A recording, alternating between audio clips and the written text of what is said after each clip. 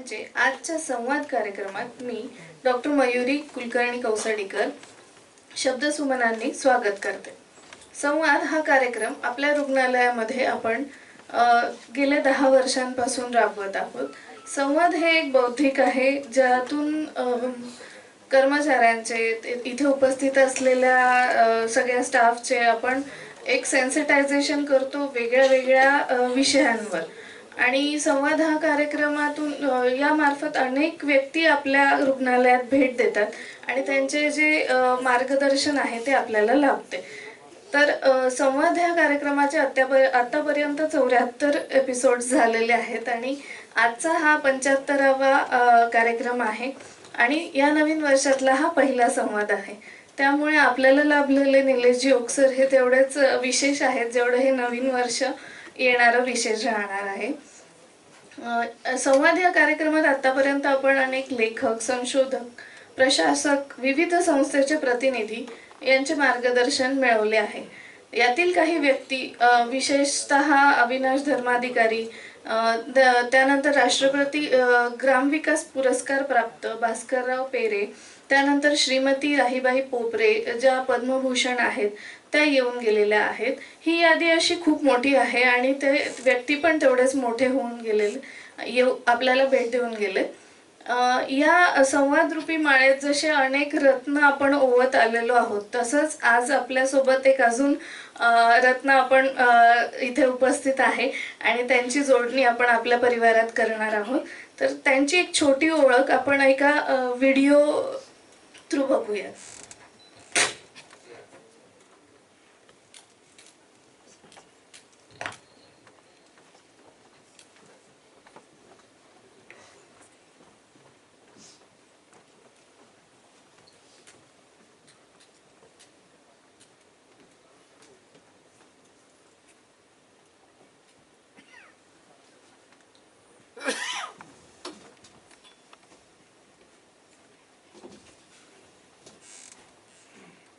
Oak is a distinguished chemical engineer and a master black belt in Six Sigma with a successful career at General Electric in the USA, specializing in Lean Six Sigma sales and pricing strategy. Now, a corporate trainer, mentor, facilitator, and coach, Shri Nilesh Oak is renowned for his groundbreaking research in archaeoastronomy. His first book, When Did the Mahabharata War Happen?, became a bestseller by pinpointing the exact timeline of the Mahabharata. In the historic Rama, he determined the precise year of the Ramayana using ancient Vedic texts and modern astronomy, providing a scientific approach to the Valmiki Ramayana and revealing the profound antiquity of Indian civilization. His research asserts that the Rig Veda dates back at least 25,000 years, and that Indian civilization has deep roots extending over 75,000 years. Supported by evidence from various scientific disciplines such as oceanography, geology, genetics, paleontology, climatology, physical, anthropology, sedimentology, and the morphodynamics of rivers. Shri Nilesh Oak's work offers a revolutionary perspective on the ancient history and scientific heritage of India.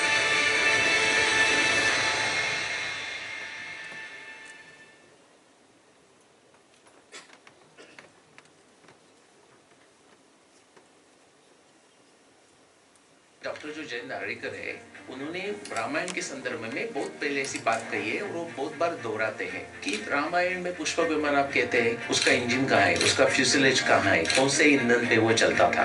ये प्रश्नों के वाल्मीकि रामायण में उत्तर नहीं है। महाभारत के 300 और रामायण के 600 दोनों combine करके 900 के आसपास के जो साक्ष्य है ना, उसमें मैं 1 या 2 श्लोक में एग्जिस्टिंग जो इंटरप्रिटेशन है या ट्रांसलेशन है वो कंप्लीटली रॉन्ग है और मैं सिद्ध करने के लिए कभी भी तैयार हूँ। 5561 BC ये महाभारत युद्ध का समय है। अभी तो मैं कह सकता हूँ कॉन्फिडेंस के साथ कि 5561 BC छोड़ के और कोई उत्तर आ ही नहीं सकता। ये मेरा open challenge to anyone anywhere in the world.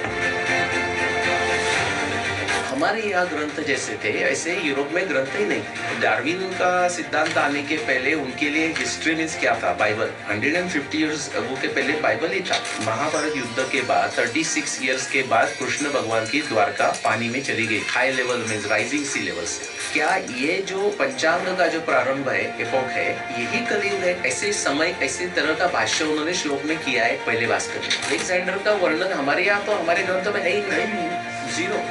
तो महाभारत के संदर्भ में ये बताइए, क्या आप कृष्ण को माइथोलॉजी मानते हैं या हिस्टोरिक मानते हैं? जीसस, अलेक्जेंडर, टोलेमी, यूक्लिड, प्लेटो, सोक्रेटिस, चलो इतना इनफ हो गए। ये लोगों के बारे में आर्कियोलॉजी एविडेंस क्या उपलब्ध है वर्सेस राम एंड कृष्ण?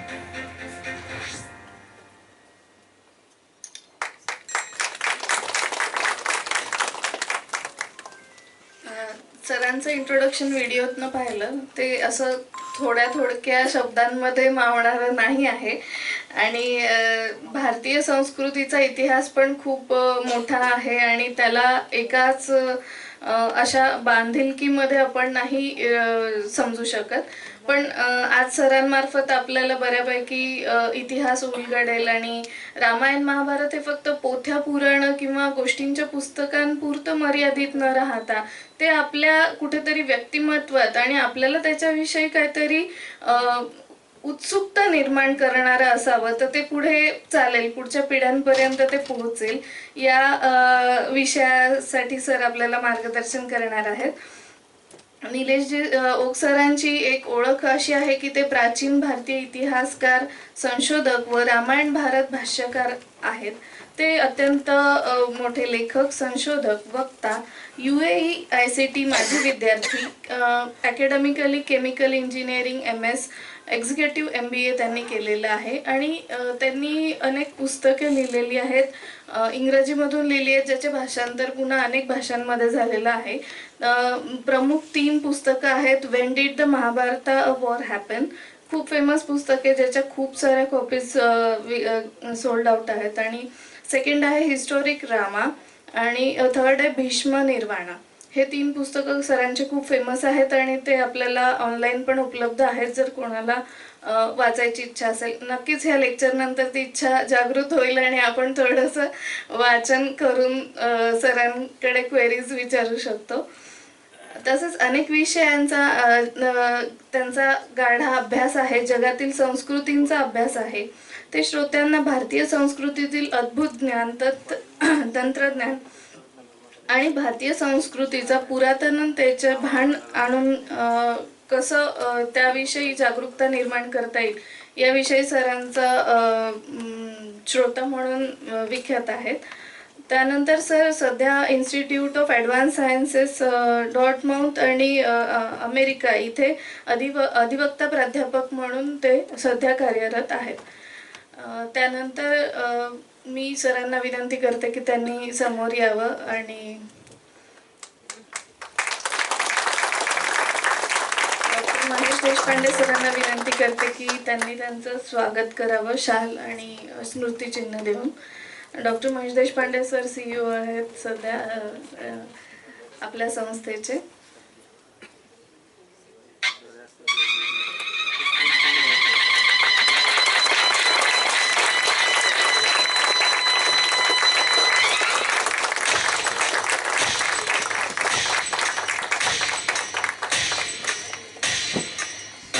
मी डॉक्टर तुपकरी सरांना विनंती करते की त्यांनी सरांना तुळशीचं रूप आणि आपल्या संस्थेत तयार झालेला रासायनिक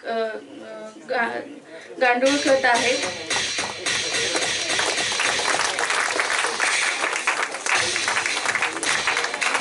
अत्यंत ऑर्गॅनिक आहे आणि आम्ही इथे बनवतो सर ते खत जे आहे आणि त्यासाठी आपल्याला पेटंट पण मिळालेले आहे.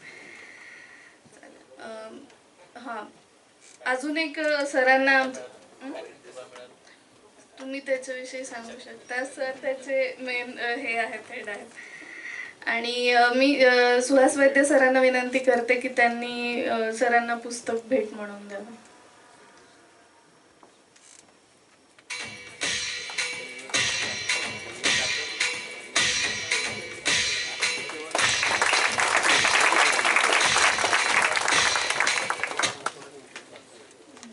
सरांना माझी विनंती आहे की त्यांनी आता मार्गदर्शन करावं.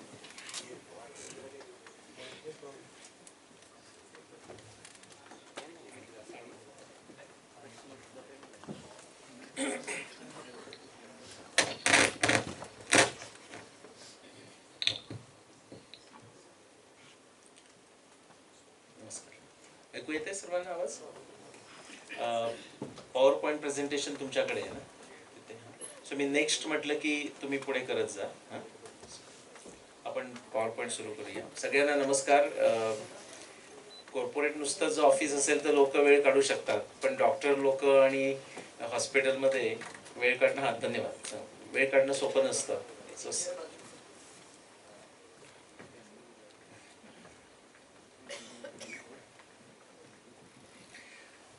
आता सकाळी मी गव्हर्नमेंट कॉलेज ऑफ इंजिनिअरिंग मध्ये जाऊन आलो आणि त्यावेळी काही मला फॅमिलियर फेसेस दिसले. सगळ्यांना सगळ्यांना मराठी येतं? ओके. नसेल येत तर टफ लक. सकाळी जेव्हा मी गव्हर्नमेंट कॉलेज ऑफ इंजिनिअरिंग मध्ये गेलो होतो तेव्हा तिथे काही असलेले जर कोणी असतील तर त्यांनी आता हात वर करा, जे तेव्हाही होते आणि आता समजा आलेले आहेत. अच्छा, नाही, मला तेच लेक्चर परत देता येईल. सो नाही, ही फाईल नाही, दुसरी एक फाईल होती बघा. त्याच तो जो हार्ड ड्राईव्ह आहे, तुमच्याकडे पेन ड्राईव्ह आहे अर्थात ही बोलता येईल ना मला, कारण ही सकाळची आहे. रिच हिस्ट्री अशी मिळेल त्याच्यामध्ये. किंवा नेक्स्ट स्लाइड जा, एक नेक्स्ट 2-3 स्लाइड जा. एक मिनिट काढण्यापूर्वी याच्या पुढच्या 2 स्लाइड जा, आणखी पुढची जा. हा, ठीक आहे, दिस इज गुड. ओके, मी त्याचं टायटल चुकीचं दिलं. ओके, सो आपला विषय काय होता की हिंदू धर्माचा समृद्ध इतिहास, हिंदू संस्कृतीचा समृद्ध इतिहास. ते टायटल असं समजून चाला तुम्ही. ओके, फक्त कालनिर्णय म्हणजे भारतीय संस्कृतीचा कालनिर्णय असं समजा आपल्याला समजायचं असेल, आणि माझ्या 30 पेक्षा जास्त वर्षांचं जे काही माझं काम आहे कालनिर्णयाच्या संदर्भातलं, त्याची जर समरी करायची असेल तर ही समरी होईल. आता मी वापरतो इथे रिमोट. हा जो मधला जो अक्षय आहे तो टाइम्स ॲक्सिस आहे, म्हणजे 0 टुडे म्हणजे 21st सेंचुरी, 0 म्हणजे 2000 वर्षापूर्वी, आणि त्याच्या मागे गेला तर 5000 म्हणजे 5000 BC, 10,000 BC वगैरे. त्या अलॉंग दॅट रेफरन्स 5561 म्हणजे किती, 7500 वर्षापूर्वी साधारण महाभारत झालं असं मी दाखवून दिलेलं आहे. किती लोकांना डॉक्टर पद्माकर विष्णू वर्तक, PV वर्तक हे नाव माहिती आहे किंवा त्यांचं वाचलेलं आहे? ओके, ज्या लोकांनी हात वर केले त्यांच्या करतात तरी, आणि तुम्ही वाचलेलं असेल किंवा नक्की माहिती आहे, तर डॉक्टर पद्माकर विष्णू वर्तक यांना मी गुरु समान मानतो. त्यांच्यावर मी नेहमी भेटत असे. ते 1819 मध्ये गेले. तर त्यांना ज्यांना माहीत असेल त्यांनाही नक्की आठवत असेल की डॉक्टर वर्तकांनी 1980च्या आसपास, म्हणजे 70 मध्येच त्यांनी स्वयंभू हे पुस्तक लिहिलं, आणि 1980 मध्ये अगदी करेक्ट डेट म्हणजे ती 16 ऑक्टोबर 5561 BC काढली. आता काही लोक त्याच्यावर माना हलवत आहेत. त्यांच्या डोक्यात त्यांच्या मनामध्ये हा नक्की प्रश्न येईल की निलेशोक तुम्ही काय दिवे लावलेत, असं नक्की होऊ शकेल. त्याच्यावर आपण थोडंसं बोलू. मी रामायणाचा अभ्यास करून वाल्मिकी रामायण असं दाखवून दिलं की राम रावण युद्धाचं वर्ष 12209 असं येतं, आणि या दोन्ही ग्रंथामध्ये वेदांचा उल्लेख आहे. सगळ्या 4ही वेदांचा उल्लेख या दोन्ही ग्रंथामध्ये आहे, म्हणजे त्याच्या आधीचे ते आहेत. आणि तो आपला आजचा फारसा विषय नाही आहे, पण त्याच्यामध्ये असं दाखवून देता येतं की जे वेदातले जे काही उल्लेख आहेत त्याचा नक्की काळ आपल्याला सांगता येत नसला तरी ते नक्की 21,000 वर्षाच्या आधीचे आहेत, किंवा 21,000 किंवा 25,000 वर्षाच्या आधीचे आहेत. तुम्हाला खूप काही काम असतं, पण तुम्हाला सोपं लक्षात ठेवायला म्हणजे 7चा पाढा. साधं लक्षात ठेवायचं. लोकांना कोणी विचारलं तुम्ही आज काय ऐकलं तर सांगू शकाल की महाभारत 7000 वर्षापूर्वी झालं. तुमचा विश्वास नसेल तर तुम्ही सांगाल असं ते म्हणाले. महाभारत 7000 वर्षापूर्वी झालं, रामायण 14,000 वर्षापूर्वी झालं, आणि आपला जो ऋग्वेद आहे तो नक्की 21,000 वर्षापेक्षा मागचा आहे, असं थोडक्यात आपल्याला समरी करता येईल. पण आता काही लोकांना बापरे 7,000 वर्ष आणि 14,000 वर्ष, आणि तुम्ही सगळं काही टेक्स्ट बुक मध्ये वाचलंय त्याच्याशी काही संबंधच होत नाहीये. तर ते तुम्हाला कम्फर्टेबल करायला सांगतोय की 7,000, 14,000, 21,000 वर्ष म्हणजे भारतीय संस्कृतीच्या कॉन्टेक्स्ट मध्ये यस्टरडे. आता जो तुम्हाला मी चार्ट दाखवतोय, जर दुरून वाचता येणार नाही तशीच व्यवस्था केलेली आहे. ओके, पण हा जो काळ दाखवतोय एक्स ॲक्सिस तुम्ही बघितलात तर तो 75,000 वर्षाचा मी तुम्हाला काळ दाखवतोय. एक तुम्हाला पुढच्या 4-5 मिनिटामध्ये मी तुम्हाला 75,000 वर्षामध्ये तुम्हाला घेऊन जाणार आहे की काही आपल्याला आपण म्हणतो ना, इथून समजा आपण मुंबईला ड्राईव्ह करून जातोय समृद्धी मार्गावर, तर मोठ्या मोठ्या शहरांची आपण नावं घेऊ, कळायला पाहिजे ना आपण बरोबर दिशेनं जातोय ना, की हे शहर आलं हे शहर आलं. तसं आपण आत्तापासून आपल्यापासून सुरुवात करू. आणि 7चा पाढा हा थोडं नेमॉनिक्स आपण लक्षात ठेवायला, तुम्हाला आठवत असेल आता तुम्ही डॉक्टर लोक आता सगळ्या हाडांची नावं लक्षात ठेवायची म्हणजे सोपी गोष्ट नाहीये. मग आपण काहीतरी ABCD कडं ई वगैरे असं करतो की नाही नेमॉनिक्स, तसं समजा. पण 7चा पाढा 7,000 वर्षापेक्षा आधी महाभारत, त्याचं पण कसं झालं थोडंसं डिटेलमध्ये जाऊन बघू. कारण महाभारत आणि रामायण याच्यामध्ये अनेक आपल्याला वर्णनं मिळतात, त्यामुळे आपल्याला डिटेलमध्ये जाता येतं. तशा इतर गोष्टींची आपल्याला वर्णनं मिळत नाहीत, फक्त नुसते रेफरन्सेस मिळतात. महाभारत रामायण इतकी डिटेल इन्फॉर्मेशन मिळत नाही. 7,000 वर्षापूर्वी आपण तिकडून सुरू करतोय आणि माझ्याकडे येतोय. 7,000 वर्षापूर्वी महाभारत, 14,000 वर्षापूर्वी रामायण. 21,000 वर्ष जर तुम्ही गेलात ना, तर म्हणजे ते ऋग्वेद झाला ठीक आहे, पण आपण ऋग्वेद नक्की केव्हा झाला आपल्याला माहितीच नाही. 21,000 वर्षापूर्वी असं काहीतरी झालं आणि त्याचं आपल्या बोलण्यामध्ये येईल की LGM म्हणजे जिओलॉजी मधला फिनॉमिनन आहे, लास्ट ग्लेशियल मॅक्झिमम. म्हणजे तेव्हा सगळ्यात जास्त उत्तर अमेरिका किंवा पश्चिम युरोप याच्यावर बर्फाचं आवरण होतं. जास्तीत जास्त आवरण झालेला जो काळ होता तो लास्ट ग्लेशियल मॅक्झिमम, तो साधारण 35,000 ते 20,000 वर्ष या काळामध्ये राहिला. बऱ्याच वेळी लोक जेव्हा माझी मागची वर्ष बघतात, इव्हन 14,000, आपलेच संशोधक म्हणजे भारतीय संशोधक, ते असे थरथर थंडी जसं आपण कापतो ना तसं कापायला लागतात. ते म्हणतात 14,000 वर्षापूर्वी आईस एज होतं आणि मग हे कसं काय सगळं तुमचं चाललंय. पण असा आपल्याला प्रश्न विचारता आला पाहिजे, 14,000 वर्षापूर्वी आईस एज कुठे? भारतात नव्हतं, उत्तर अमेरिकेमध्ये होतं आणि पश्चिम युरोपामध्ये होतं. आता त्याचं मुख्य संशोधन त्या लोकांनी केल्यामुळे ते म्हणतात आमच्याकडे आईस एज होतं. आमच्याकडे म्हणजे आपल्याकडे नव्हे. ओके, भारतामध्ये इतका एव्हिडन्स आहे. मायकल पेट्राग्लिया, जेम्स ब्लिंकहॉर्न अशा अनेक बाहेरच्या लोकांनी संशोधन केलेलं आहे. अगदी मागची तुम्ही जरी 10 लाख वर्ष गेलात ना भारताकरता, अत्यंत सगळं व्यवस्थित होतं. नद्या वाहत होत्या, अरण्य होती, ग्रासलँड्स होती, प्राणी होते, वनस्पती होत्या, फळं होती. 1 मिलियन, आणि 1 मिलियन म्हणजे आपल्या मागे जायचं नको म्हणून नाही, त्याच्या मागे गेलात तरी सुद्धा आहे. ओके, सो तो काही आपल्याकडे प्रश्न नाहीये. तर आपण 7चा पाढामध्ये जाऊया. तर 21 वर्षापूर्वी लास्ट ग्लेशियल मॅक्झिमम म्हणजे ते संपलं आणि परत नद्यामधलं पाणी वाढायला लागलं. भारतामध्ये नद्या वाहतच होत्या. ओके, आपण प्रश्नोत्तरामध्ये बघूया. सरस्वतीची नदी आता आपल्याला दिसत नाही कुठे, कारण ती अदृश्य झाली, आता संपली. पण सरस्वती नदी 2 लाख वर्षापासून भारतात वाहत होती, याचे पुरावे आपल्याकडे. जेम्स ब्लिंकहॉर्नचा 2020चा पेपर आहे. बिकानेरला तुम्ही गेलात, बिकानेरचं कोणी आहे का इथे? बिकानेरचं आहेत आणि मराठी बोलतायत किंवा समजतंय असं वगैरे, धन्यवाद. बिकानेरला तुम्ही नाला जी क्वारी आहे जिथून सँड काढली जाते, तिथं जर तुम्ही गेलात तर जेम्स ब्लिंकहॉर्नचा 2020चा पेपर आहे. नंतर आपण 21 झालं. 7चा पाढा मला मदत करा. 7 चोक 28. 28,000 वर्षापूर्वी काय झालं माहितीये का, की आत्ता आपण जी नक्षत्र आपण जी पंचांगामध्ये वापरतो, 27 नक्षत्र वापरतो आपण. ओके, ती नक्षत्र आत्ता जी आपण सिस्टीम तयार केलेली आहे, जसं तुम्ही रोज लॅबमध्ये मी तुमचं हॉस्पिटल सगळं बघितलं. आम्ही ग्राउंड -2 पासून सुरू केलं. -2च ना का -1? -2 लॅब तिथून सुरू केलं. तर तिथे जसे तुम्ही कॅलिब्रेशन्स करता सगळ्या इक्विपमेंट्सची, तसं आपल्याला कॅलिब्रेशन करावं लागतं. ॲस्ट्रॉनॉमीमध्ये सुद्धा गोष्टी बदलतात. इनफॅक्ट तुम्हाला असं सांगतो थोडंसं डायग्रेशन घेऊन, सगळ्यांना पंचांग माहिती आहे, म्हणजे प्रश्न काही विचारणार नाहीये तुम्हाला, कारण लगेच मग नाही माहिती. खरंच तशी परिस्थिती आहे. तर पंचांग जेव्हा आपण बघतो, पंचांगाला काय लागतं माहितीये का, खऱ्या 3 गोष्टी लागतात: सूर्य, चंद्र आणि नक्षत्र. म्हणजे वार वगैरे ते सोडा, ते त्याच्यामुळे आले, पण सूर्य, चंद्र आणि नक्षत्र हे झालं तर जे पंचांग जे खरं पाहिजे ते होतं. पंचांगामुळे आपल्या माणसाचं आपण आयुष्य घेऊया, 100 वर्षाचं आयुष्य घेऊया, त्याकरता जे लागणारं कालाचं मापन असतं हे आपल्याला पंचांगामुळे करता येतं. हे जगभर आहे. ग्रेगोरियन कॅलेंडर हे पंचांगासारखं आहे, त्याच्यात ते फार चंद्राला महत्त्व देत नाहीत म्हणून ते सोलार कॅलेंडर आहे.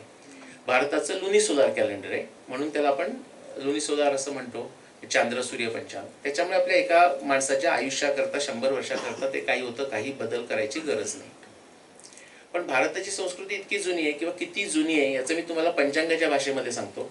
की जे पंचांग म्हणजे सूर्य, चंद्र आणि नक्षत्र, त्याच्यामध्ये तुम्ही ग्रहांच्या स्थिती, नक्षत्र सापेक्ष ग्रहांच्या स्थिती याचा जर तुम्ही वापर करायला लागलात, की जो रामायण महाभारतामध्ये केलेला आहे, त्याच्यावर आपण थोडंसं बघणार आहोत. नक्षत्र सापेक्ष ग्रहांच्या स्थिती ह्या जर तुम्ही पंचांगामध्ये जर ऍड केल्यात तर तुम्हाला इतिहासाचा टाइम स्टॅम्प मिळतो. म्हणूनच 5561, 12209 इतकं ॲक्युरेट आणि प्रिसाईज करता येतं. आता संस्कृत आपल्याकडे एक्सपर्ट्स थोडेसे तरी असणारच. संस्कृत एक्सपर्ट्स कोण असतील त्यांनी हात वर करा. कोणीच नाही? अरे नाही ना, चांगलं आहे, म्हणजे आय कॅन ब्लफ. ओके. नक्षत्र या शब्दाचा अर्थ काय माहितीये का? त्याची उत्पत्ती आपण जसं म्हणतो न क्षरती इति नक्षत्र, म्हणजे जे अजिबात हलत नाही, जागा बदलत नाही. ग्रह जागा बदलतात, सूर्य जागा बदलतो. न क्षरती इति नक्षत्र. पण भारतीय संस्कृती इतकी जुनी आहे की भारतीय संस्कृती किती जुनी आहे बघायला आपल्याला बघावं लागतं नक्षत्र किती हलतंय, किंवा नक्षत्र सुद्धा हलायला लागतात, आणि त्यामुळे भारतीय संस्कृती किती जुनी आहे हे आपल्याला कळायला लागतं. ओके. आपण कुठे 28,000, तर 28,000 वर्षापूर्वी आत्ता आपली जी नक्षत्राची जी सिस्टीम आहे त्याची निर्मिती झाली. म्हणजे त्याच्या आधी नक्षत्र नव्हती असं नाही. जसं तुमच्याकडे इक्विपमेंट असतं पण ते तुम्ही कॅलिब्रेट केल्यानंतर मागचं विसरून जाता ना, तशी गोष्ट झाली ती 28,000 वर्षापूर्वी झाली. पुढचं काय 728, 735. आता आपण मागे गेलो तर आपल्याकडे इतिहास असा ग्रंथ नाहीये. इतिहास ग्रंथ आपल्याकडे शिल्लक असलेले म्हणजे दोनच. कोणते? रामायण आणि महाभारत. पण जरी इतिहास ग्रंथ नसला तरी इतर जे आपले जे ग्रंथ आहेत त्याच्यामध्ये आपल्याला खूप वर्णन मिळतात. उदाहरणार्थ मैत्रायणी उपनिषद किंवा मैत्रायणी आरण्य यामध्ये एका इक्ष्वाकू वंशाच्या राजाचं वर्णन येतं. त्याचं नाव बृहद्रथ. आणि त्या बृहद्रथाच्या वेळेच्या 3 गोष्टींचं वर्णन तिथे येतं. 3 गोष्टी अशा, आता तुम्हाला किती पंचांग येतं बघूया आपण, पण नाही आलं तरी फक्त श्रद्धेवर घ्या. एक त्याच्यामध्ये असं म्हटलेलं आहे की अत्यंत तेजस्वी असा असलेला ध्रुवाचा तारा हा आपली जागा बदलतोय, म्हणजे त्या जागेपासून, त्या अढळ जागेपासून तो ढळायला लागलाय, असं एक वर्णन येतं. दुसरं वर्णन असं येतं वसंत संपात. किती जणांना वसंत संपात म्हणजे काय माहिती आहे? नाही. स्प्रिंग इक्विनॉक्स म्हणजे काय किती जणांना माहिती आहे? बघा, वसंत संपात माहित नाही, पण स्प्रिंग इक्विनॉक्सला कोणतरी निघालं, हे चांगली गोष्ट आहे. कारण मराठी लोकांची मातृभाषा पण आता इंग्लिश झालेली आहे. स्प्रिंग इक्विनॉक्स म्हणजे, धन्यवाद. स्प्रिंग इक्विनॉक्स म्हणजे 20, 22, 21, 20च्या ते मार्चच्या दरम्यान. फॉल इक्विनॉक्स म्हणजे 23 सप्टेंबर. ओके. विंटर सोल्स्टिस म्हणजे 21-22 डिसेंबर, आणि समर सोल्स्टिस म्हणजे 21 जून आताच्या कॅलेंडरमधलं. त्याचं असं वर्णन आहे की जो वसंत संपाताचा दिवस आहे, म्हणजे दिवस रात्र साधारण त्याच लांबीची असते. तो जो वसंत संपात म्हणजे सूर्याची जी जागा आहे त्याच्या मागे जे त्यावेळेचं नक्षत्र आहे ते मघा असं नक्षत्र आहे, असं वर्णन आहे. आणि तिसरं, हे नीट लक्ष द्या, तिसरं वर्णन असं आहे की समुद्र आटतायत, समुद्र ड्राय होत आहेत. म्हणजे थोडक्यात सांगायचं म्हणजे समुद्राची जी लेवल आहे ती खाली जाते. आता आज जर आपण बघितलं, आता आपल्याला काळ काढायचा आहे त्याचा बृहद्रथाचा. आज जर आपण बघितलं तर आपल्या लक्षात येतं की आज काही वसंत संपात मघा नक्षत्रामध्ये होत नाहीये. तो उत्तरा, भाद्रपदा वगैरे अशा नक्षत्रामध्ये होतो.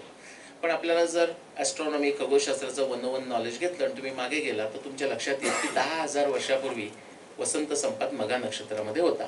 मग कदाचित तो बृहद्रथाचा काळ असेल. मी तुम्हाला अशा करता दाखवतोय की आपण हे काळ कसे काढतो, तो कदाचित असेल. पण एक प्रॉब्लेम आहे त्याच्यामध्ये, कारण आपल्याला जो जिओलॉजीचा जो डेटा आहे तो असं सांगतो की मागची 20,000 वर्ष समुद्राची पातळी जगभर वाढते. आणि त्यात तर मैत्रायणी उपनिषदामध्ये लिहिलंय की त्यावेळी त्याची पाण्याची पातळी खाली जाते, म्हणजे ते असू शकत नाही. बरोबर कळतंय? आता संपात चलन असं किती जणांनी ऐकलंय, किंवा प्रिसेशन ऑफ द इक्विनॉक्सेस और precision of the earth axis. धन्यवाद. एक एक कोणतरी आहे याचं मला जरा बरं वाटतंय. ओके. संपात चलनामध्ये असं आहे की पृथ्वीचा जो अक्ष आहे त्याची अशी आकाशामध्ये अशी एक फेरी होते. तुम्ही घाबरायचं काही कारण नाही. ते सावकाश चालतं. त्याचं 26,000 वर्ष लागतात. 26,000 वर्षांनी ही जी वसंत संपाताची नक्षत्र सापेक्ष स्थिती असते ती 30 परत येते. सो 10,000 वर्षापूर्वी जी परिस्थिती होती ती परत यायला हवी असेल तर किती मागे आणखी 26,000 वर्ष जावं लागेल. म्हणजे साधारण 35,000 वर्षाचा काळ आला. आता तो जो काळ तुम्ही गेलात, माझ्याकडे मॅप नाही आहे किंवा असला तर नंतर दाखवेन. त्या 35,000 वर्षापूर्वी अशी परिस्थिती आहे की अत्यंत ब्राईट असलेला ब्रह्मराशी किंवा अभिजित किंवा वेगा हा पोल स्टार होता. तो 38,000 BC मध्ये होता. तिथून तो आता बदलायला लागलाय आणि तो तिथून दूर जातोय. 35,000 वर्ष म्हणजे 3-4 वर्ष गेलेली आहेत. त्याचवेळी वसंत संपात मघा नक्षत्रामध्ये येतो. आणि तुम्ही मागच्या 1,20,000 वर्षाचा जिओलॉजीचा डेटा बघितला तर 1,20,000 वर्षापासून समुद्राचं पाणी खाली जातंय. समुद्राचं पाणी 1,20,000 वर्षापासून खाली जातंय. ते सगळ्यात खाली गेलं 20,000 वर्षापूर्वी, आणि मागच्या 20,000 वर्षामध्ये सगळे आपल्या एकमेकांच्या कृपेमुळे ते वर आलेले आहेत. आता जिथं आले तिथे. मागच्या 20,000 वर्षामध्ये. मग आता ते जर तुम्ही 35,000 गेला तर ह्या 3 ज्या गोष्टी मी सांगितल्या त्या बरोबर 34,500 BC ला मॅच होतात. हा झाला काळ बृहद्रथाचा. त्याच्या मागे आपल्याला जायचं आहे, आपण 2 ठिकाणी जाणार आहोत. मागे किती होतं? 42 आणि 49, 7चा पाढा. या काळामध्ये काय झालं? किती लोकांना असं माहिती आहे की आता तुम्ही जर प्रयागराजला गेलात, कुंभमेळ्याला जाणार असतील त्यांच्याकरता, तो जयद्रथ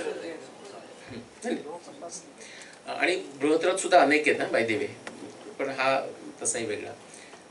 तर जी आत्ता यमुना नदी आहे ती आत्ता गंगेला मिळते प्रयागराजला. पण तुम्ही जर 40,000 वर्ष मागे गेलात म्हणजे टाइम मशीन मध्ये बसून, तर तुम्ही म्हणाल अरे प्रयागराज कुठे आहे? कारण 40,000 वर्ष जर मागे गेला तर तुमच्या लक्षात येईल की आता जी यमुना नदी गंगेला तिकडे वळून गंगेला, दिल्लीकडून जाऊन गंगेला मिळते, ती गंगेकडे नव्हतीच, ती सरस्वतीला मिळत होती. म्हणूनच सरस्वतीला भरपूर पाणी होतं. आणि एक दुसरी नदी जी सतलज किंवा शतुद्री, त्याचं वेदातलं वर्णन, ती सुद्धा उत्तरेकडून दक्षिणेकडे आणि यमुना नदी पूर्वेकडून पश्चिमेकडे, असं ते पेहोवा वगैरे जे हरियाणातली जागा आहेत तिथे ती मिळत होती त्याच्या तिथे. आणि त्याच्यामुळे सरस्वतीला प्रचंड पाणी होतं. तर यमुना नदी सरस्वतीपासून बाजूला होणं आणि गंगेला मिळणं ह्या ज्या 2 घटना झाल्या, या 50,000 आणि 40,000 या वर्षाच्या काळात झालेल्या आहेत. त्याचे पीअर रिव्ह्यूड मधले जिओलॉजीतले 30 ते 40 पेपर मागच्या 7 वर्षातले उपलब्ध आहेत. इतकं ते कन्सिस्टंट त्याच्यामध्ये. त्याच्या मागचं काय होणार? 49 नंतर काय? 56 मध्ये आपल्याकडे प्रचंड जेनेटिक्स मधला पुरावा आहे. फक्त प्रॉब्लेम असा आहे की बाकी काही पुरावा आपल्याला मिळत नाही. एक तर तुम्हाला समजू शकतो, जसं आपण मागे मागे जातो ना, असा पुरावा कमी कमी होत जातो. सगळे काही पाहिजेत तेवढे पुरावे मिळत नाही. ते काय असं नक्की सांगता येत नाही. फक्त मी तुम्हाला स्पेक्युलेशन म्हणून सांगतो की 56,000 BC कदाचित ते कशामुळे असावं, तर कदाचित तुम्ही जर ऋग्वेदातलं ऐकलं असेल, दाशराज्ञी युद्ध, हे 10 वर्ष किंवा 10 जनरेशन चाललेलं युद्ध असं वर्णन आहे त्याचं. त्याच्यामध्ये अनेक पुरुष मारले गेले, जसे महाभारतामध्ये अनेक पुरुष मारले गेले. कदाचित त्यामुळे झालेला तो जेनेटिक बॉटलनेक, वाय क्रोमोसोम, सगळ्यांना क्रोमोसोम्स माहिती आहेत, एक्स क्रोमोसोम्स, वाय क्रोमोसोम्स, तो बॉटलनेकचा तो इफेक्ट असू शकतो. त्याच्यानंतर मागे गेला तर तुम्हाला किती नंबर येतो? 56 नंतर 63 वगैरे असा काहीतरी नंबर येईल. त्यावेळी परत आपल्याला जो तो मगाशी सांगितलं ना अत्यंत तेजस्वी असलेला ध्रुवतारा 38,000 BCचा, तो परत तिथे येतो. तेही थोडंसं स्पेक्युलेटिव्ह आहे की तो स्वयंभू मनु, असं तुम्ही जर नाव ऐकलं असतं, मनु सुद्धा बरेच येतात, वैवस्वत मनु, स्वयंभू मनु. कदाचित हा स्वयंभू मनुचा काळ असावा. म्हणजे सूर्यवंशी उत्तानपाद राजा रूपवंती परित्यासी 2 भार्या, हे ज्यांना माहीत असेल, सुनीती आणि सुरुची आणि तो ध्रुवबाळ, ही जी कथा, ही मेटाफोरिकल ॲस्ट्रॉनॉमिकल कथा आहे. जशी आपण लहान मुलांना भूताच्या गोष्टी सांगतो ना, त्यांच्यामुळे लक्षात राहतात, तशी ती सांगितलेली ॲस्ट्रॉनॉमिकली कथा आहे आपल्या लक्षात राहावी म्हणून. त्याच्यानंतर जर मागे गेलात, आणि तुम्हाला मी ग्राफ दाखवेन, तर 72 म्हणजे 70,000 वर्षापूर्वी पूर्ण भारत बेचिराग झाला होता. किती जणांना माहिती आहे? आता आपण जिथे सुमात्रा म्हणतो, म्हणजे अंदमान निकोबारच्या खाली गेल्यानंतर तिथे टोबा लेक आहे. ते टोबा लेक, टोबा एक्सप्लोजन हे झालं 72,000 BCच्या आसपास, म्हणजे 70,000 वर्षापूर्वी. आणि त्याची सगळी जी राख आणि अग्नी सगळं जे आलं ते पूर्ण भारताच्या दिशेनं आलं. म्हणजे आत्ताचा भारत नाही आहे, इराण, इराक इथपासून ते अफगाणिस्तान, टर्कमेनिस्तान, कझाकिस्तान, तिबेट वगैरे हे सगळं, म्हणजे बर्मा, म्यानमार, सगळे या भागामध्ये अजूनही त्याचे पुरावे मिळतात. म्हणजे रवी कोट्टीसार नाव ऐकलंय, आर्किओलॉजिस्ट, ओके. तर त्यांनी जे ज्वालापुरममध्ये जे उत्खनन केलेलं आहे त्याच्यामध्ये तुम्हाला काय दिसतं? ज्वालापुरम म्हणजे कर्नूल, आंध्र प्रदेश डिस्ट्रिक्टमध्ये. तिथे खाली मातीचा थर गेला, तुम्ही खूप खाली गेला तर मध्ये असा प्रचंड ॲशचा थर मिळतो. आणि फक्त ज्वालापुरम हे उदाहरण देतोय, भारतभर पूर्ण सगळीकडे मिळतो. त्याचं डेटिंग केलं तर 70,000 प्रत्येक वेळी येतं. आणि हा पुरावा इस्टॅब्लिश झालेला आहे. त्याच्यात काय कळतं तुम्हाला माहिती आहे का? त्या ॲशच्या थराच्या खाली दगडाची अस्त्र मिळतात आणि त्या ॲशच्या म्हणजे राखेच्या थराच्या वर दगडाची अस्त्र मिळतात. आता दगडाची अस्त्र ऐकल्यानंतर तुम्हाला काय वाटेल? अच्छे, म्हणजे ते खूपच आधी मानव होते असं वाटत असेल तर परत विचार करा. पापा न्यू गिनी, आफ्रिकेतले पिग्मीच्या एरिया, ॲमेझॉनमधली झोए ट्राईब, किती जणांनी ऐकलंय ॲमेझॉनमधली झोए ट्राईब? इथे होल करून असं लाकडाचं हे घालतात, ते मुद्दाम जाऊन नंतर बघा. तुम्ही जर त्यांचं बघितलं तर झोए ट्राईबशी आपल्या मॉडर्न लोकांचा 82पर्यंत संबंध आला नव्हता. पण त्यांचं तुम्ही जर लाईव्ह बघितलं तर अत्यंत, म्हणजे कोणत्याही बाहेरच्या आपल्याला माहीत असलेल्या गोष्टीचा कोणताही वापर न करता, एवढंच नव्हे तर आपला हा इथला खालचा जो भाग असतो तो पूर्ण कापून त्याची हे करून त्यातून वर लाकडाचं, ते एका विशेष लाकडाचं हे घालतात. प्रत्येकाचं हे म्हणजे वेगळं काहीतरी असल्यासारखं, प्रत्येक झोए ट्राईबसारखं पगडी असते ना एक विशेष प्रकारची, तसं अत्यंत सुखाचं आयुष्य जगतात, कोणतंही बाहेरचं काही गोष्ट न घेता. म्हणजे वल्कल हे आपण आपल्या ह्याच्यात वाचतो, ते वल्कल बनवतात. म्हणजे मला अशा करता सांगायचं की दगडाची अस्त्र म्हणजे लगेच असं समजू नका की फार बॅकवर्ड, म्हणजे काही बऱ्याच गोष्टींना आपल्यापेक्षा असं सोफिस्टिकेटेड असं त्यांचं आयुष्य असतं. तर हा 70 वर्षाचा आपल्याला इतिहास आपला ट्रेस करता येतो. तिथेच तो थांबतो असंही नाही, फक्त वेळेची मर्यादा म्हणून मी तिथे थांबतोय. आता त्यातलं काही तुम्हाला म्हणून आपलं महाभारत आणि कसं संशोधन होतं याच्यावर तुम्हाला एक थोडासा प्रकाश टाकण्याकरता, म्हणजे तुम्हाला कोणी असं विचारलं की आपली हिस्ट्री किती पुश मागे करता येईल किंवा आपलं संस्कृती म्हणूया किंवा काय म्हणायचं ते म्हणूया, भारतामध्ये मानव असलेला म्हणजे सॅपियन्स म्हणजे विचार करणारा मानव तर 75,000 वर्षापर्यंत नक्की होता असं तुम्हाला सांगता येतं. माझ्या वेळेच्या अभावी मी त्यात जास्त जात नाहीये. पण हा पुरावा आपण कसा शोधून काढतो, ह्या तारखा कशा शोधून काढतो याच्यावर थोडासा प्रकाश टाकतो. महाभारत, सगळ्यांना महाभारत ऐकून तर माहिती आहे, चोपडांचं बघूनही माहिती आहे, अनेक जणांनी वाचलंय असेल. भगवद्गीता तर सगळ्यांनाच माहिती आहे, भगवद्गीता ही महाभारतात येते, किती जणांना माहिती आहे? Okay, good good. झोपले नाहीत ना, आफ्टरनून नॅप नाही ना चालू, म्हणजे एवढंच चेक करतो. त्याच्यामध्ये आता कन्सिस्टन्सी ऑफ द टेक्स्ट, लोकांना लगेच प्रश्न येतो, पण ते विश्वास कसा ठेवायचा त्या टेक्स्टवर. आता तुम्ही जेव्हा स्कूलमध्ये जाता, मेडिकल स्कूल, तर असं विचार म्हणता का की पण ह्या पुस्तकावर विश्वास कसा ठेवायचा? ठेवायचा, श्रद्धेवर ठेवायचा. काही चुकीचंही त्याच्यामध्ये माहिती असू शकते, चुकीची माहिती बदलली जाते. पण जेव्हा एकच कोइन्सिडन्स होत नाही, अनेक कोइन्सिडन्स, हा कोइन्सिडन्स आहे का, हा कोइन्सिडन्स आहे का, पण खूप गोष्टी जेव्हा एकत्र येतात तेव्हा आपल्याला एक विश्वास वाटायला लागतो. समजा मला इथून एअरपोर्टला जायचं इथल्या, मी म्हटलं कसं जाऊ, मग त्याने एक नंबर सांगितला, माझा विश्वास नसेल तर म्हणतो धन्यवाद. दुसऱ्या माणसाला थोड्या वेळानं विचारतं की इथून मला एअरपोर्टला जायचं आहे, कसं जाऊ, मग त्याने सांगितलं. असं 4-5 विचारल्यानंतर त्यांचं जरा कन्सिस्टंट आलं तर माझा विश्वास बसेल ना. म्हणजे एकच कोइन्सिडन्स असू शकतो, तसं आपल्याला करता येतं. तर हे आपल्याला 1,00,000 श्लोकांचं आपल्याला महाभारत माहिती आहे. महाभारत युद्धामध्ये कुठून कुठून राजे आले होते हे जर तुम्ही ऐकलं तर काही जणांना आश्चर्य वाटेल, ज्यांना माहिती आहे त्यांना नाही वाटणार. संपूर्ण भारतातून आले होते, तुम्ही ऐकलं असेल. पण हा भारत केव्हाचा, आत्ताचा भारत नाही. आत्ताच्या भारतात पाकिस्तान पण नाहीये, बांगलादेश पण नाहीये, केरळ आहे का? म्हणजे असा प्रश्न पडेल, असं गोष्ट आहे, बरोबर. पण तेव्हाचा जो भारत असं नाही म्हणत, पण भारतीय संस्कृतीचा जेथे जेथे इन्फ्लुएन्स झाला होता आणि एका कारणामुळे किंवा वेगळ्या कारणामुळे जे राजे आले होते, हे जर तुम्ही महाभारताची वर्णनं वाचली तर तुम्हाला कळेल. तुमचा विश्वास बसत नसेल तर तुम्हाला आता गृहपाठ आहे, होमवर्क आहे, रामायण वाचायला, महाभारत वाचायला सुरुवात करायची. ओके, पूर्ण सिरियापासून, म्हणजे बाल्लिक हे नाव महाभारताच्या संदर्भामध्ये किती लोकांनी ऐकलंय? बाल्लिक राजा. बाल्लिक ही आत्ता नदी तुम्हाला सिरियामध्ये मिळते. ओके, भगदत्त, आता भगदत्त ह्या आसाममध्ये अशी जी आपल्याकडे कल्पना आहे ही आत्ताची कल्पनाच आहे. ओके, म्हणजे आता प्रागज्योतिषपूर गाव आहे म्हणून तसं आपण म्हणतो. पण तुम्ही रामायण वाचलं, महाभारत वाचलं, त्याच्यातलं नरकासूर, भौमासूर आणि आणि त्याच्याच तो पिढीमध्ये भगदत्त आलेला आहे, हे जर तुम्ही वाचलं तर तुमच्या लक्षात येईल की भगदत्ताची जागा आसाममध्ये नाही. नंतर तो आसामात सेटल झाले असले त्याचे नंतरची लोक तर मला माहिती नाही, पण तुम्हाला दोन्हीचं वर्णन असंच मिळतं की तो भारताच्या पश्चिमेला आणि भारताच्या उत्तरेला होता. म्हणजे इराणच्या पुढे जो आपण आता सध्याचा बगदाद एरिया म्हणूया, त्या भागातला तो भगदत्त होता. तिथपासून आलेले आहेत, पूर्वेकडून लोक आलेले आहेत आणि विशेषतः पूर्ण आत्ताचा जो भारत म्हणजे अफगाणिस्तान, इराण, पाकिस्तान, बांगलादेश, म्यानमार वगैरे वगैरे, हे लक्षात ठेवा. आपण जेनेटिक्समध्ये जाऊ, परत आपण -2 लेवलला जाऊ ॲनालिसिस करायला, तेव्हा जाऊ. Finding the year of Mahabharata war, ह्याचा प्रॉब्लेम असा आहे, म्हणजे आपण काय म्हणतो, गवताच्या गंजीतून सुई शोधून काढायचे असा प्रकार आहे, looking for a needle in a haystack, असाच प्रॉब्लेम आहे. पण बऱ्याच भारतीय संशोधकांनी किंवा जनरल संशोधकांनी, भारतीयच असं नाही, इतका सावळा गोंधळ करून ठेवलेला आहे की ते नीडल शोधायला जातात, पण नीडल शोधणं कठीणच आहे, पण चुकीच्या गवताच्या गंजीत जाऊन शोधतात. ओके, म्हणजे गवताची गंजी जी आहे ती तरी बरोबर पाहिजे ना. तुम्हाला स्ट्रीट लाईट इफेक्ट किंवा drunkards searching for a coin problem माहिती आहे ना. ज्यांना माहिती आहे त्यांना चांगलं, ज्यांना नसेल त्यांच्याकरता सगळे एका ह्याच्यावर आणण्याकरता, म्हणजे दृष्टांत आपण म्हणतो ना, दृष्टांताचं महत्त्व असं, सगळे लोक एकाच पेजवर येतात. त्याची न्यायदर्शनातली डेफिनेशन आहे, असं म्हटलेलं आहे की लौकिक परीक्षकानाम यस्मिन अर्थे बुद्धी साम्यम सदृष्टांत. सामान्य लोक आणि एक्सपर्ट यांना ज्या गोष्टीमुळे एकत्र पेजवर आणता येतं त्याला दृष्टांत म्हणतो.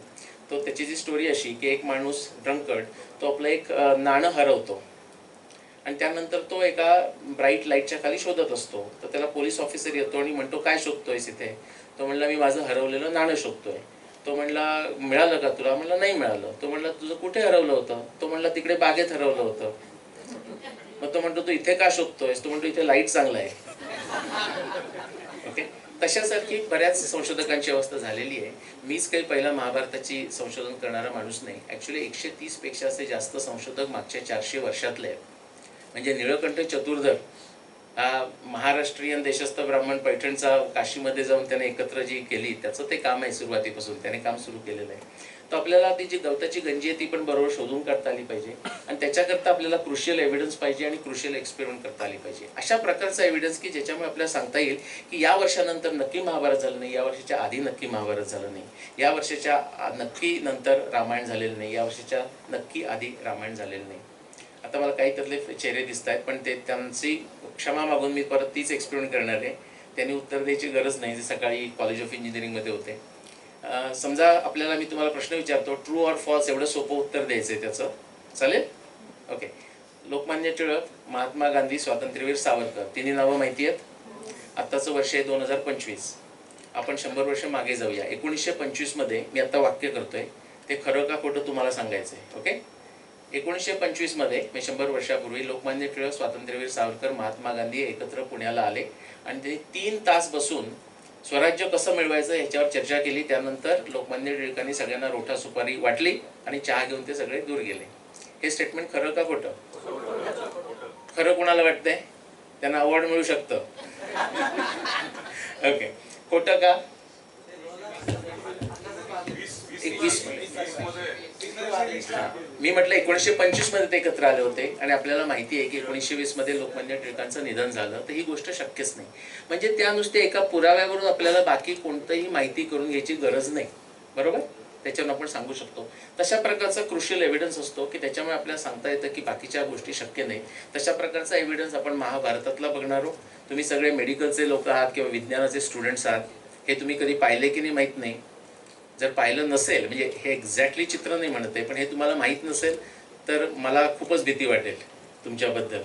ओके. विज्ञानाची जी पद्धत आहे ती आपण एक्सप्लेन करायचं असेल तर असं म्हणतो की what is a scientific method? It's a triangulation of explanation prediction testing in the context of a theory in the context of background knowledge. कोणी तुम्हाला एखादं सांगत असेल की मी हे वैज्ञानिक पद्धतीनं सिद्ध केलं आहे तर कमीत कमी तुमची ही रिस्पॉन्सिबिलिटी आहे की तुम्ही त्याला विचारलं पाहिजे किंवा तिला विचारलं पाहिजे की ह्या 5 गोष्टी सांग मला.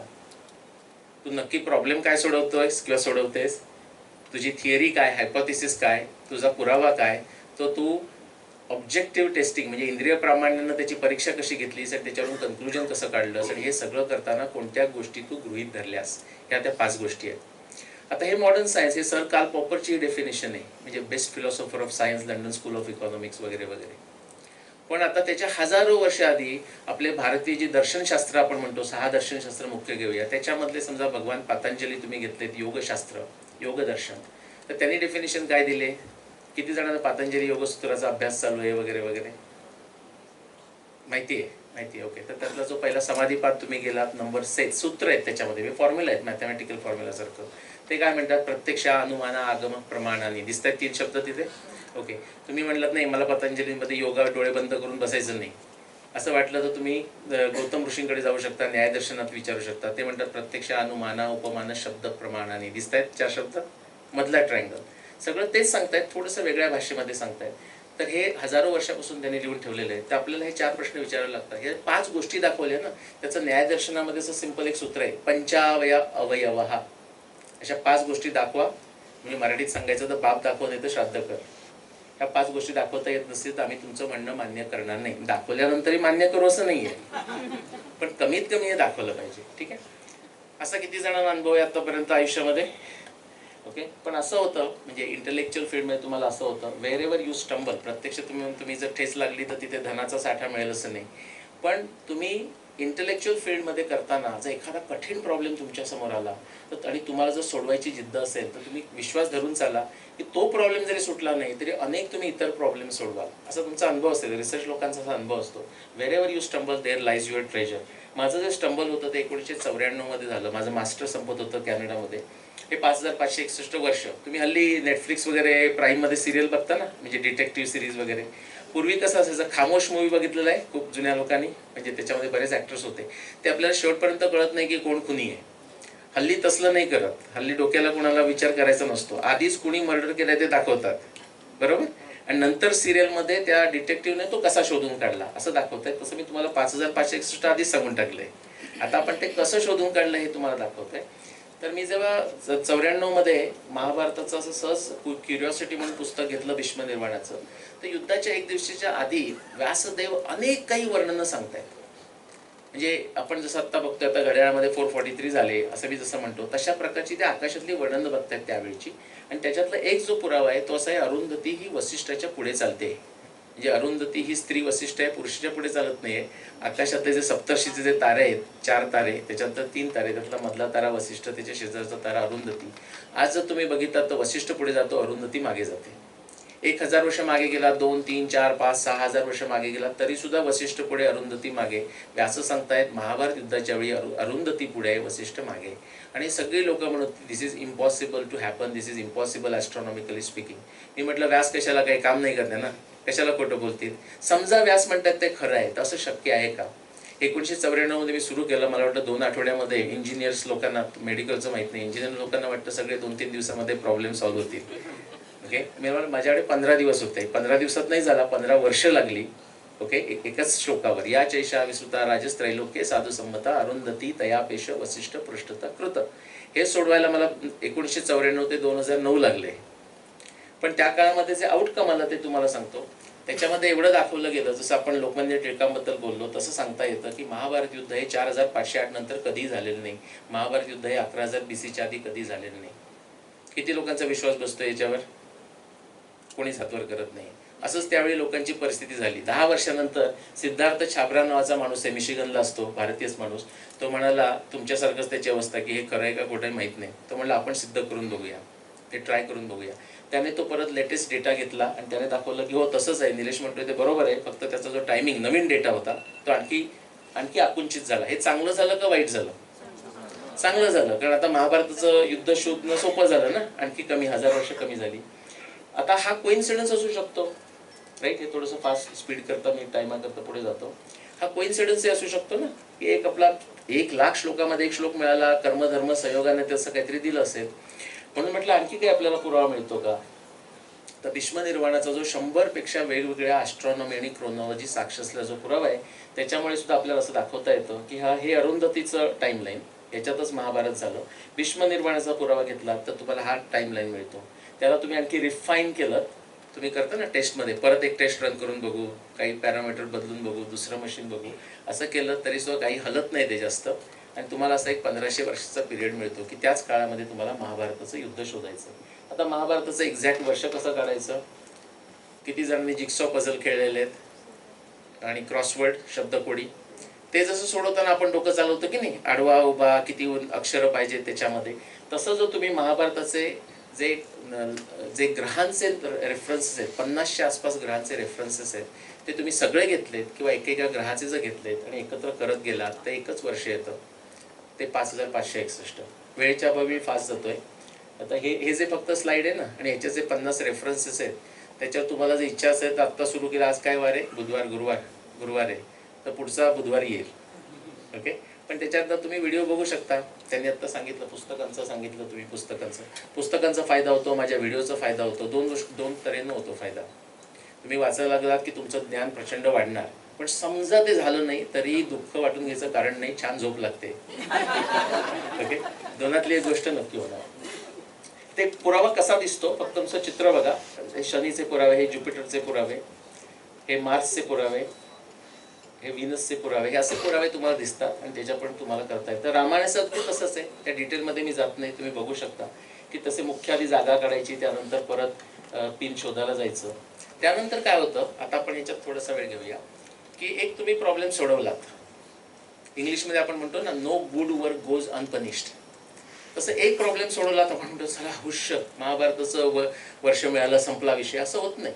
आत्ता मी तुम्हाला 5561 BC महाभारताचं वर्ष, 14,000 वर्षापूर्वी रामायण म्हटल्यानंतर किती लोकांना तुम्हाला असं वाटलं की नाही काहीतरी पटत नाही? असं किती जणांना वाटलं पाहिजे? काहीतरी मनात प्रश्न आले पाहिजे. अरे मग हे जर तुम्ही 14,000 वर्षापूर्वी म्हणत असाल तर मग ह्याचं काय? हे होतं का? ते होतं का? मग हे कसं असेल? त्यांनी तर कसं बघितलं असेल? असं जर तुमच्या डोक्यात झालं नाही तर तुमची दुपारची झोपण्याची वेळ झालेली आहे. असं झालंच पाहिजे. T1 हा तुमचा पहिला प्रॉब्लेम. तो सोडवण्याकरता तुम्ही टेंटेटिव्ह थिअरी टाकली. माझी टेंटेटिव्ह थिअरी काय होती? महाभारतातली सगळी जी खगोलशास्त्रीय वर्णनं आहेत, किंवा खगोलशास्त्रीयच कशाला, महाभारतातली सगळी जी वर्णनं आहेत ही महाभारताच्या त्यावेळीची वर्णनं आहेत. हे खगोलशास्त्र असू दे, नदीचं वर्णन असू दे, पर्वतांचं वर्णन असू दे, कसलंही वर्णन असू दे, हे त्यावेळेचं वर्णन आहे. ओके, असं सिद्धांत. त्याच्याकरता मी पुरावा तुम्हाला दाखवला. ओके, तो पुरावा मॅच होतो का, त्याच्याकरताच तो आज नाही मॅच होत, पण तो 7000 वर्षापूर्वी मॅच होतो. लक्षात आलं? म्हणजे आपण एरर एलिमिनेशन केलं. तसं केल्यानंतर आणि जर ती रिव्होल्युशनरी थिअरी असेल आणि तुम्ही खूप जर चांगलं काम केलं असेल तर तिथं तो विषय संपत नाही. उलट त्याच्यापेक्षा जास्त कठीण, त्याच्यापेक्षा जास्त कॉम्प्लेक्स, त्याच्यापेक्षा जास्त कष्ट करायला लागतील असे नवीन प्रश्न निर्माण होतात. आणि मग तो P2 तो नवीन प्रश्न झाला आणि मग काय करायचं, आपण नवीन प्रश्न सोडवायला लागायचं. What other business we have. Okay, त्याच्यात आपण एक 2-3 प्रश्न घेऊया. पण म्हणून बऱ्याच लोकांच्या तुमच्या मनात असं आलं असेल की how come we don't have evidence for, आणि तिथे मी जे ब्लँक ठेवले ना तिथे तुम्ही काही भरा. मग पॅलेसेस कुठं आहेत, मग बिल्डिंग का मिळत नाही, मग पिरॅमिड सारखं का मिळत नाही, घोडा कुठं आहे, गाढव कुठं आहे, रथ कुठं आहे, अस्त्र कुठं आहे, शस्त्र कुठं आहे, असं तुम्ही मग पुष्पक विमानाचं इंजिन कुठचं आहे, फ्युएल काय वापरत होते, असे सगळे प्रश्न येऊ शकतात. त्याच्यावरचं उत्तर असं, तुम्हाला जी जी काही क्युरिओसिटी असेल ना, मला काही ऑब्जेक्शन नाही, फक्त त्याच्यावर तुम्ही रिसर्च करा, मला सांगू नका. ज्याच्याबद्दल मला इंटरेस्ट आहे त्याच्याबद्दल मी करतोय, असं आहे की नाही. आता काय होतं, हे इकडे सूर्याचं मी असं दाखवलंय, मेटाफिजिकल म्हणजे अतर्क्य. विज्ञानाच्या विरुद्ध प्रत्येक वेळी अवैज्ञानिक नसतं, सायंटिफिक आणि नॉन सायंटिफिक, अँटाय सायंटिफिक नसतं, बरेच वेळा अतर्क्य असतं. म्हणजे आत्ताचे आपल्याकडे विज्ञानाची जी साधनं आहेत, टेक्नॉलॉजीची साधनं आहेत, त्यानं आपल्याला त्याचं आकलन करता येत नाही. टेक्नॉलॉजी साधनं बदलली की कदाचित परत येऊ शकेल. त्यातून आपल्याकडे काहीतरी थोडंसं मिळतं, ॲटॉमिक मॉडेल मिळतं, सूर्यमध्ये आहे पृथ्वीमध्ये नाही असं कळतं, DNA चं स्ट्रक्चर मिळतं, फॉर्म्युला न्यूटनचा कसा लिहिता येतो, अशा गोष्टी मिळतात. अदरवाईज तो सर कापोकरचा कोट बघा, ते माझे गुरु समजतो मी त्यांना, one of the many gurus. पण why differing widely in the various little bits we know, सगळ्यांना आता बरं वाटेल त्या वाचल्यानंतर, in our infinite ignorance we are all equal. शेजारच्या माणसाला तुमच्यापेक्षा जास्त माहीत असेल, पण जे माहीत नाही त्याच्यात आपण सगळे इक्वल आहोत. ओके, आणि त्याच्याकरता सो दोन गोष्टी घेणार आहे क्विकली मी, महाभारतातल्या, क्विकली रामायणातल्या, आणि आपण थांबूया. तर महाभारतामध्ये खगोलशास्त्रामुळे आपण ते वर्ष काढलं, पण आणखी महाभारतात कसली वर्णन आहेत तर 2 घेतोय मी, असे अनेक आहेत, म्हणजे मी तुम्हाला 20 दाखवू शकतो, फक्त वेळेचं बंधन आहे. तर कृष्णाची द्वारका सगळ्यांना माहिती आहे, महाभारत युद्धानंतर 36 वर्षांनी ती पाण्याखाली गेली, समुद्राचं पाणी अचानक वाढलं, त्यामुळे ती पाण्याखाली गेली असं आपल्याला महाभारत सांगतं. त्याचं काही आपल्याला आर्किओलॉजी एव्हिडन्स मिळतो का, म्हणजे जमिनीवरचा एव्हिडन्स मिळतो का. ॲस्ट्रॉनॉमी हा सुद्धा आर्किओलॉजीच एव्हिडन्स आहे. सगळं आत्तापर्यंत मी डिस्कस केलं ते आर्किओलॉजीच आहे. बऱ्याच लोकांना आर्किओलॉजी म्हणजे काय वाटतं माहिती आहे का, की एक कुदळ घ्यायचं आणि खतायला लागायचं, त्याला आर्किओलॉजी नाही म्हणत. आर्किओ म्हणजे पास्ट आणि लॉजी म्हणजे पास्टचा जो आपण स्टडी करतो, त्याच्याकरता जे जे काही पुरावा असेल तो आपल्याला वापरता येतो. ही सगळी आर्किओलॉजीच आहे. पण काही लोकांना जी आपण म्हणजे डिगिंग करायला लागायचं ना, त्याला डर्ट आर्किओलॉजी म्हणतात. ओके, ते वेगवेगळ्या प्रकारचे असतात. दुसरं एक महत्त्वाची गोष्ट महाभारतात झालेली म्हणजे 18 औक्षणी, आणि त्यातली महाभारताची तुम्ही जर वर्णनं वाचली तर तुमच्या लक्षात येतं 4 मिलियन म्हणजे 40 लाख पुरुष 18 दिवसामध्ये युद्ध करून नष्ट झाले, प्रॅक्टिकली सगळे नष्ट झाले असं आपण म्हणूया. तसंच महाभारत सांगतो. ही 2 आपण वर्णनं घेऊया, असा विचार करूया की काही आर्किओलॉजी पुरावा मिळतो का कृष्णाच्या द्वारकेचा, पाण्यात जाण्याचा, आणि जेनेटिक्स एव्हिडन्स सगळे पुरुष गेले त्याच्यामुळे काही परिणाम झालाय का जेनेटिक स्ट्रक्चरवर म्हणा किंवा असं काहीतरी आपण बघूया. ओशनोग्राफी म्हणजे समुद्रविज्ञान, हा जो पश्चिम किनारा, कारण गुजरातमध्ये द्वारका आहे सगळ्यांना माहिती आहे. आत्ताची द्वारका म्हणजे कृष्णाची द्वारका नाही आहे. सोमनाथला किती जण गेलेले आहेत? Okay, very good. सोमनाथला जायचं, पुढचे जे गेले नसतील त्यांच्याकरता, सोमनाथला जायचं, तिथे समोर पश्चिमेकडे बघायचं, नंतर थोडंसं दक्षिणेकडे वळायचं, पाण्यामध्ये उडी मारायची, पोहायला लागायचं, 15 किलोमीटर आत जायचं, तिथे साधारण कृष्णाची द्वारका होती.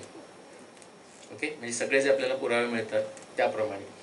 तर काय झालंय बघा, जो एक्स ॲक्सिस आहे ना खालचा, तो वाचता येत नाही तुम्हाला, पण तो टाइम आहे. म्हणजे शून्यापासून सुरू करून 1000 वर्ष 2000 वर्ष मागे, म्हणजे 2000 1000 0 1000 BC 2000 BC असा मागे आलेला आहे. आणि तुम्हाला वाय ॲक्सिसवर काय दिसतंय माहिती आहे का, समुद्राच्या पाण्याची वाढलेली उंची. ओके, तिथे रेडची मी डॉटेड लाईन काढले, ते वर्ष आहे 5525. का 5561 BC वजा म्हणजे त्याच्यानंतर 36 वर्ष गेलेली आहेत, आणि जो वर्ष येतं ते 5525. त्यावेळी किती पाणी वाढलं माहिती आहे का अचानक? ही पश्चिम किनाऱ्यावरची गोष्ट आहे.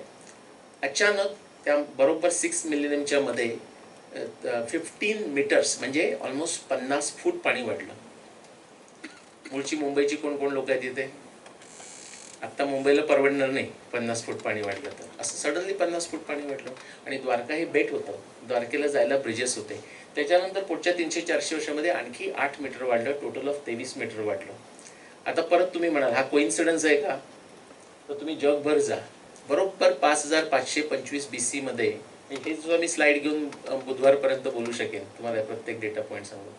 30 पॉईंट्स याच्यामध्ये आहेत जगभर, अत्यंत स्पेसिफिक एव्हिडन्स. 5525 BC मध्ये पाण्याची सडनली पातळी होती वेस्ट इंडिजमध्ये आणि ग्रेट बॅरियर रीफमध्ये आणि ब्लॅक सीचं जे फॉर्मेशन, ब्लॅक सी माहिती आहे ना टर्कीमध्ये, ब्लॅक सीचं फॉर्मेशनच 5525 मध्ये झालेलं आहे, असं कोलंबियाच्या जिओलॉजिस्टने दाखवून दिलंय, रायन आणि पिटमननी. ओके, असा तुम्हाला पुरावा जगभरचा मिळतो. कोणी तुम्हाला विचारून पण आर्किओलॉजी पुरावा कुठे आहे, म्हणून तुम्हाला मी स्लाइड्स पाठवेन सगळ्या, त्यांना दाखवत जा. Okay, all right, let's see. Okay, हे मी थोडं फास्ट जातो, तेच आहे, तोच पुरावा दाखवतोय. नंतर तुम्हाला मी आजच्या आधी जर विचारलं असतं की महाभारत केव्हा झालं, तर तुम्ही जनरल काय सांगितलं होतं. मी तुम्ही एक समजा मागच्या 10 वर्षापूर्वी ऐकलेली घटना किंवा 15 वर्षापूर्वी कोणी विचारलं असतं तर काय उत्तर दिलं असतं तुम्ही? महाभारत केव्हा झालं अंदाजे? नाही, 5000 वर्षापूर्वी. 5000 वर्षापूर्वी झालं, 3102 वगैरे वगैरे आपण सांगतो. हा जो पुरावा आहे ना, ज्याला आपण क्रिटिकल एव्हिडन्स म्हणतो, तो हा इंडोनेशियातला पुरावा आहे, सुमात्राचा पुरावा आहे. तो असं तुम्हाला दाखवतो. मी तिथे हायलाईट केले ना 1500 BC ते 3500 BC, त्या काळामध्ये ऍक्च्युली पुरावा असं दाखवतो की त्या काळामध्ये सुनामीही कोणती आली नाही, म्हणजे पुरावा तरी नाही, आणि समुद्राची पातळी सुद्धा वाढली नाही. म्हणजे आपल्याला हे सांगता येते की तिथे नक्की महाभारत झालं नाही. नुसतं खगोलशास्त्रामुळे नाही, खगोलशास्त्राचा कोणताच पुरावा तुम्हाला घेऊन जात नाही, पण जमिनीवरचा ओशनोग्राफीचा कोणताही पुरावा घेऊन जात नाही. एका मिनिटाकरता मी मागे जातो, तुम्हाला एक दाखवून देतो. इथे सुद्धा काय होतं बघा, तो जो दुसरा एक ॲरो काढलाय ना, रेड ॲरो असा डाऊन जाणारा, नाही दिसत आहे? 4000 BC पासून ते आत्तापर्यंत समुद्राचं पाणी खालीच जातं, इव्हन पश्चिम किनाऱ्यावर सुद्धा. म्हणजे तो जो आत्ता मी तुम्हाला पुरावा दाखवला इंडोनेशियाचा, तो पुरावा सुद्धा ह्याच्याशी मॅच होतो. आणि असं तुम्हाला पूर्ण जगभर पुरावा मिळतो. बॅरियर रीफ, पंपुहार, तामिळनाडू त्या काळामध्ये झालेलं नाही. आपण थोडं जेनेटिक्सचं बघूया. 4 लाख लोक, 4 लाख नाही 4 मिलियन म्हणजे 40 लाख लोक 18 दिवसामध्ये नष्ट झाली असं आपल्याला महाभारत सांगतं. त्या काळामध्ये पॉप्युलेशन कमी होतं. त्याचं एस्टिमेट तुम्हाला पाहिजे असेल तर तुम्ही गुगलमध्ये जाऊन टाईप करा की पॉप्युलेशन एस्टिमेट, त्याचं 2 मिलियन ते 50 मिलियन वर्ल्ड वाईड पॉप्युलेशन असं तुम्हाला मिळेल. 15 डिफरंट एस्टिमेट्स आहेत, म्हणजे कुणालाच नक्की माहिती नाही असं त्याचा अर्थ. त्याचं गरज नाही. पण परत एक अक्ष म्हणजे टाईमचा अक्ष, आणि वाय जो अक्ष आहे तो म्हणजे एक जेनेटिक्स मधला पॅरामीटर आहे. त्याचा सोपा सांगायला सांगतो की आता हे सगळं लेक्चर चालू असताना कोणीतरी एक उशिरा थोडेसे बाहेर आले. आता इथे मी सगळ्यांना भेटताना डॉक्टर कुलकर्णी आणि डॉक्टर देशपांडे कितीतरी भेटलो मी, ते सांगताच येत नाही किती. म्हणून आपण काय घेऊया, देशपांडे घेऊया का कुलकर्णी घेऊया? देशपांडे घेऊया. तर समजा आता एक दोन्ही डॉक्टर म्हणजे दोन्ही मिस्टर आणि मिसेस इथे काम करतात, तर डॉक्टर देशपांडे, सौ देशपांडे आणि श्री देशपांडे आत आले. तर आपण काय म्हणू, अरे हां डॉक्टर देशपांडे मिसेस आणि डॉक्टर देशपांडे आत आले असं म्हणू. पण तुम्ही जर जेनेटिसिस्ट असाल किंवा मॉलिक्युलर बायोलॉजिस्ट असाल तर तसं तुम्ही म्हणत नाही. तुम्ही म्हणता 3 X आणि 1 Y आत आले. बरोबर, ते तुम्हाला समजण्याकरता सांगतोय की स्त्री म्हणजे 2 X आणि पुरुष म्हणजे X आणि Y. बरोबर.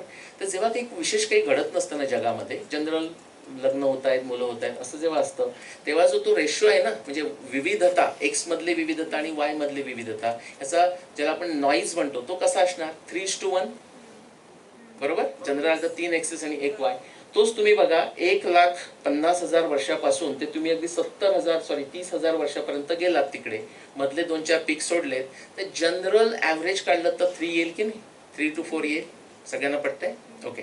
त्यानंतर पुढे तिथे काहीतरी फार विशेष झालेलं आहे. तिथे एक मोठा जो पीक झालाय त्याचा वेळ आपण आधी काढूया.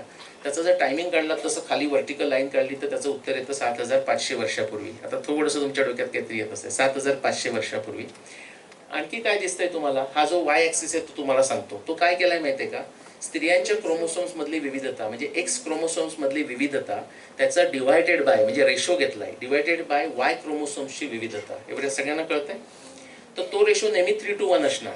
पण 7,500 वर्षापूर्वी काहीतरी गोष्ट झाली की ज्याच्यामुळे असं झालं की पुरुषांचं जो विविधता होती वाय क्रोमोसोम्स मधली ती एकदम कमी झाली. स्त्रियांमधली जी होती तीच आहे, पण पुरुषातली कमी झाल्यामुळे आर्टिफिशियली तुम्हाला जो रेशो दिसतोय तो जो नेहमी 3 असतो तो आता एकदम 16 किंवा 17 झाला. सगळ्यांना दिसतंय? तो जो मोठा पीक आहे ना तो वाय ॲक्सिसला तुम्ही जर आला तो त्याचा नंबर 16 किंवा 17 होतो. जे सिग्नल टू नॉईज रेशो केलं तर ते 16 किंवा 17 डिवायडेड बाय 3 म्हणजे 5:1 वगैरे असा रेशो होतो, इतका झाला. आता भूकंप आठवून बघा, जर कुठे भूकंप झाला, अर्थक्वेक झाला, तर लगेच आपल्याला न्यूज कळली की तुम्ही सगळेजण 3 प्रश्न विचारता किंवा विचारत नसलात तर विचारायला पाहिजे. कोणते 3 प्रश्न? हां, रिक्टर स्केल किती सिरियस होता, केव्हा झाला आणि कुठे झाला, म्हणजे एपिसेंटर कुठे होतं. तसा हा जेनेटिक अर्थक्वेक आहे. ओके, त्याचं केव्हा झाला 7500 वर्षापूर्वी, किती सिरियस होता 16:1 किंवा 5:1 रिक्टर स्केलवर. आता शेवटचा प्रश्न कुठे झाला, व्हॉट वॉज द एपिसेंटर. कारण हे सगळं झाल्यानंतर म्हणजे काय झालं कळलं ना, पुरुषामधली व्हरायटी कमी झाली एकदम. आता 40 लाख गेलेले आहेत लोक, असं माझंच थिअरी आहे त्याच्यामध्ये. पण अजून एक प्रॉब्लेम एवढं सॉल्व्ह करायचा आहे. समजा हे अमेरिकेत झालं असेल तर काही उपयोग नाही, कारण महाभारत तिथे झालं नाही. पण आता आपण पुढचा सिग्नल जाऊन बघणार आहोत. तर कुठून आले होते लोक बघा, भारताच्या पश्चिमेकडून आले होते, भारताच्या पूर्वेकडून आले होते. हा जो डेटा आहे, थोडेसे बरेचसे ग्राफ्स आहेत वेगवेगळ्या रंगाचे. ओके, पण तो मधला जो हॉरिझॉन्टल आहे ना, ते म्हणजे काही बदल नाही. तिथून जो डिव्हिएशन झालेला आहे, म्हणजे बॉटलनेक झालेलं आहे, त्यातली एक जी डार्क हिरवी रंगाची लाईन आहे ना, आता जो साऊथ एशिया मी हायलाईट केलं त्याच्याकडे लक्ष द्या. ती लाईन तुम्हाला सर्वात प्रथम खाली आलेली, नंतर ती जास्तीत जास्त काळ खालीच राहिली, म्हणजे जे डिव्हिएशन झालंय ते तसंच राहिलं, आणि सर्वात शेवटी to recover, at the last to recover. सगळ्यांना दिसतंय मी कोणती लाईन काढतोय, जी डार्क ग्रीन आहे ती. त्याच्यानंतरचे 2 देश कोणते आहेत, भारताच्या पश्चिमेला म्हणजे मिडल ईस्ट, नियर ईस्ट म्हणतो तसं, आणि भारताच्या पूर्वेला त्यातली जी एक ऑरेंज रंगाची लाईन आहे, तो कलर लक्षात ठेवा, ती बघा, ती लाईन खाली आली आणि पटकन वर गेली. आणि तिसरी south east and east Asia म्हणजे भारताच्या पूर्वेचे देश, ती तिसरी जी लाईन दिसते ब्लू कलरची, ती सुद्धा बघा भारतासारखंच केलं पण पटकन वर गेली. ती सगळ्यांना दिसतंय. ओके, आणि आता युरोपमध्ये काय झालं बघा, जास्त वेळेस मी तुम्हाला तिथे घेऊन गेलो असतो. ही जी सिग्नेचर आहे ना भारतामध्ये, जी महाभारत युद्धानंतर तयार झालेली सिग्नेचर म्हणजे आपल्या ह्युमन बिंग्स मधली, ती जेव्हा 3000 वर्षानंतर 2000 वर्षानंतर भारतातली लोक जगाच्या बाहेर युरोपमध्ये गेली, भारतातून युरोपमध्ये गेली, येलो लाईन बघा, युरोपची लाईन आहे, तीच सिग्नेचर घेऊन गेली. समजा ही आपण सगळी लोक, आता अमेरिकेत सुद्धा भारतीय लोक भरपूर आहेत, मीच अमेरिकेत राहतो. समजा असेच आता अटलांटामध्ये ही जर मीटिंग असती, औरंगाबादच्या ऐवजी संभाजीनगरच्या ऐवजी जर ही मीटिंग असती, तर आपण काय म्हटलं असतं, सगळे भारतीय दिसले असते, समजलं नसतं चित्रामध्ये, कारण भारतातले लोक तिथे गेले, तीच सिग्नेचर घेऊन गेली. तशी ही जेव्हा लोक आउट ऑफ इंडिया मायग्रेशन गेली, ती युरोपमध्ये एक्झॅक्टली तीच सिग्नेचर घेऊन गेली, तुम्हाला येलोमध्ये दिसतं. Okay, so Aryan invasion theory just gone. Okay, त्याच्यामध्ये ऑलराईट, हा उंदीर सुद्धा गेलाय. म्हणजे उंदीर जगभरचे जे डोमेस्टिक माऊस आहेत, त्यांचं जर तुम्ही मामाघर कुठे, मूळ त्याचं घर, गाव, तुमचं मूळ कुठचे तुम्ही, असं आपण विचारतो ना प्रश्न, तसं जेनेटिकली जर विचारलं, ज्याला कोएलेसन्स म्हणतो, एकत्र सगळ्यांना आणत गेलं, म्युटेशन काढत काढत जर मागे आणलं, तर त्याचं जे सेंटर येतं ते सुद्धा भारत येतं. म्हणजे भारत काय फक्त IT प्रोफेशनलच जगाला पुरवतो असं नाही आहे. तसंच गायींचं आहे. क्विकली आपण रामायण बघूया आणि थांबूया. रामायणामध्ये तुम्ही सगळ्यांनी झू मध्ये गेला असाल आणि हत्ती सगळ्यांनी बघितलेला आहे. कुणी हत्ती बघितलेलं नाही आतापर्यंत? सगळ्यांनी बघितलाय. 4 सुळ्यांचा हत्ती किती लोकांनी बघितलाय? चित्रातच, राईट, चित्रातच. रामायणामध्ये 4 सुळ्यांच्या हत्तीचं वर्णन आहे. ते जर तुम्ही चतुर्विषाणाम जर बघितलं ना, 4 सुळ्यांच्या हत्तीसारखे प्राणी पुष्पक विमानाचं आणि रावणाच्या राजवाड्याचं रक्षण करत होते. ऍक्च्युली 3-4 ठिकाणी येतं. आता हे ज्यांना माहित नसेल, विज्ञानाची शाखा माहित नसेल, ते म्हणते ते बघा काय वाटेल ते लिहितात रामायणामध्ये, काही वाटेल ते लिहिलेलं आहे. पण तुम्ही जर पॅलिओन्टॉलॉजीचा स्टडी केला तर तुम्हाला कळतं 4 सुळ्यांसारखे हत्ती किंवा हत्तीसारखे प्राणी हे जगामध्ये उपलब्ध होते. 9 मिलियन वर्षापासून आतापर्यंत होते, आणि 9000 BC म्हणजे 11,000 वर्षापूर्वी ते शेवटी नष्ट झाले, एक्सटिंक्ट झाले. आणि रामायण केव्हाचं आहे? 12,000 BC म्हणजे 14,000 वर्षापूर्वी. म्हणजे ते त्यावेळी रावणाला आणणं शक्य होतं. रावणाला काही जेनेटिक लॅबमध्ये जाऊन बनवायची गरज नाही. ओके, तसंच दुसरं जिओग्राफी तुम्ही बघितलं, हे मुद्दाम सुग्रीवाज ॲटलस किती लोकांनी बघितलाय माझा व्हिडिओ सुग्रीवाज ॲटलस? Okay, good. तुम्ही यांना नंतर सांगा बघा म्हणून. तर सुग्रीवाच्या ॲटलसमध्ये काय तुम्हाला दाखवतं, किष्किंधामध्ये, किष्किंधा पर्वामध्ये, किष्किंधा कांडामध्ये, सॉरी कुठे तो फोन,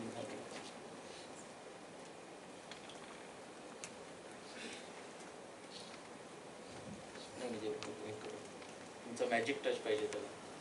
नाही पुढे जायचंय. हां सॉरी, टाळ्या द्या, ह्याचं मॅजिक टच आहे. किष्किंधा कांडामध्ये जर तुम्ही गेलात तर सुग्रीव जे 4 पाठींना करून 4 दिशेनं जे पाठवतो त्याचं जे वर्णन करतो, त्याच्यातलं जे वर्णन आहे, माझे यूट्यूबवर अनेक टॉक आहेत, पण 2 मुख्य संगमचे टॉक आहेत, म्हणजे सुग्रीवाज ॲटलस पार्ट 1 पार्ट 2, मुद्दाम बघा इंटरेस्ट असेल तर. आत्ता आपल्याला जी जगाची जी जिओग्राफी माहीत आहे, अगदी down to 1-to-1 correspondence Sugriva असं दाखवतोय आपल्याला की सुग्रीवाला दक्षिण अमेरिकेच्या अँडीज माउंटनपासून ते युरोपामधल्या आजपर्यंत आणि सायबेरियातल्या आर्टिक समुद्रापासून ते दक्षिणेमधल्या अंटार्क्टिकापर्यंत जे युरोपियन लोकांनी 1730 मध्ये शोधून काढलं अंटार्क्टिका. आता त्याचं काही आश्चर्य वाटायला नको, त्यांनी भारत सुद्धा शोधून काढला तो 15व्या सेंचुरीमध्ये. आपल्याला सगळ्यांनाच माहित होता, बरोबर. त्यांनी डिस्कवरी केलं. सो हे तुम्हाला पूर्ण डिस्क्रिप्शन मिळतात. म्हणजे जिओग्राफी 14,000 वर्षापूर्वी जी जगभर परिस्थिती होती त्यातली एक महत्वाची गोष्ट काय, उत्तर अमेरिकेमध्ये बर्फ होता, पूर्ण युरोपमध्ये, वेस्टर्न युरोपमध्ये पूर्ण बर्फ होता. याच्याकरता सुग्रीव सांगतोय की मी तुम्हाला पुढची वर्णनं सांगतोय उत्तर समुद्राची, पण तिथे जाऊ नका, जाणंच अशक्य आहे, पण गेलात तर नक्कीच येणार नाही, असं सुग्रीव वर्णन करून सांगतो. ओके. आपल्याकडून जे गेलेले लोक आहेत दक्षिण अमेरिकेपर्यंतची, त्याचं जेनेटिक ट्रेल्स तुम्हाला मिळतात. म्हणजे अंदमान निकोबारचे जे लोक आहेत त्यांचे जेनेटिक ट्रेल्स तुम्हाला साऊथ अमेरिकेपर्यंत मिळतात. हा डेव्हिड राईटचा हार्वर्डचा 2015चा जेनेटिक्स पेपर आहे. त्याच्यानंतर तुम्ही जर तिथे आर्किओलॉजी डिग केले तर 23,000 वर्षापर्यंत, 50,000 वर्षापर्यंत ह्युमन बिंग्स होते असे पुरावे मिळतात. आता मी हा शेवटचा पुरावा घेतोय. हे काही जणांनी बघितलं असेल माझ्या व्हिडिओ बघणाऱ्या लोकांनी, की हा पेरू म्हणजे आपला पेरू गोवा म्हणतो ना, तर तो पेरू देशामध्ये म्हणजे दक्षिण अमेरिकेमध्ये पश्चिम किनाऱ्यावर हे स्ट्रक्चर आहे. जेव्हा युरोपियन्स म्हणजे स्पॅनिश स्पेशली तिथे आले इंकान, त्यांनी विचारलं की तुम्ही केलं का. किती लोक सिम्पसन्स बघतात, सिम्पसन सिरीज, द सिम्पसन्स? नाही, माहिती नाही. तर त्यातला बार्ट म्हणतो ना, आय डिडंट डू इट, ते म्हणजे आम्ही नाही बाबा केलंय. मग तुमच्या आजोबांनी केलं का, त्यांनी पण नाही केलं. का केलं, कुणालाच काही माहिती नाही.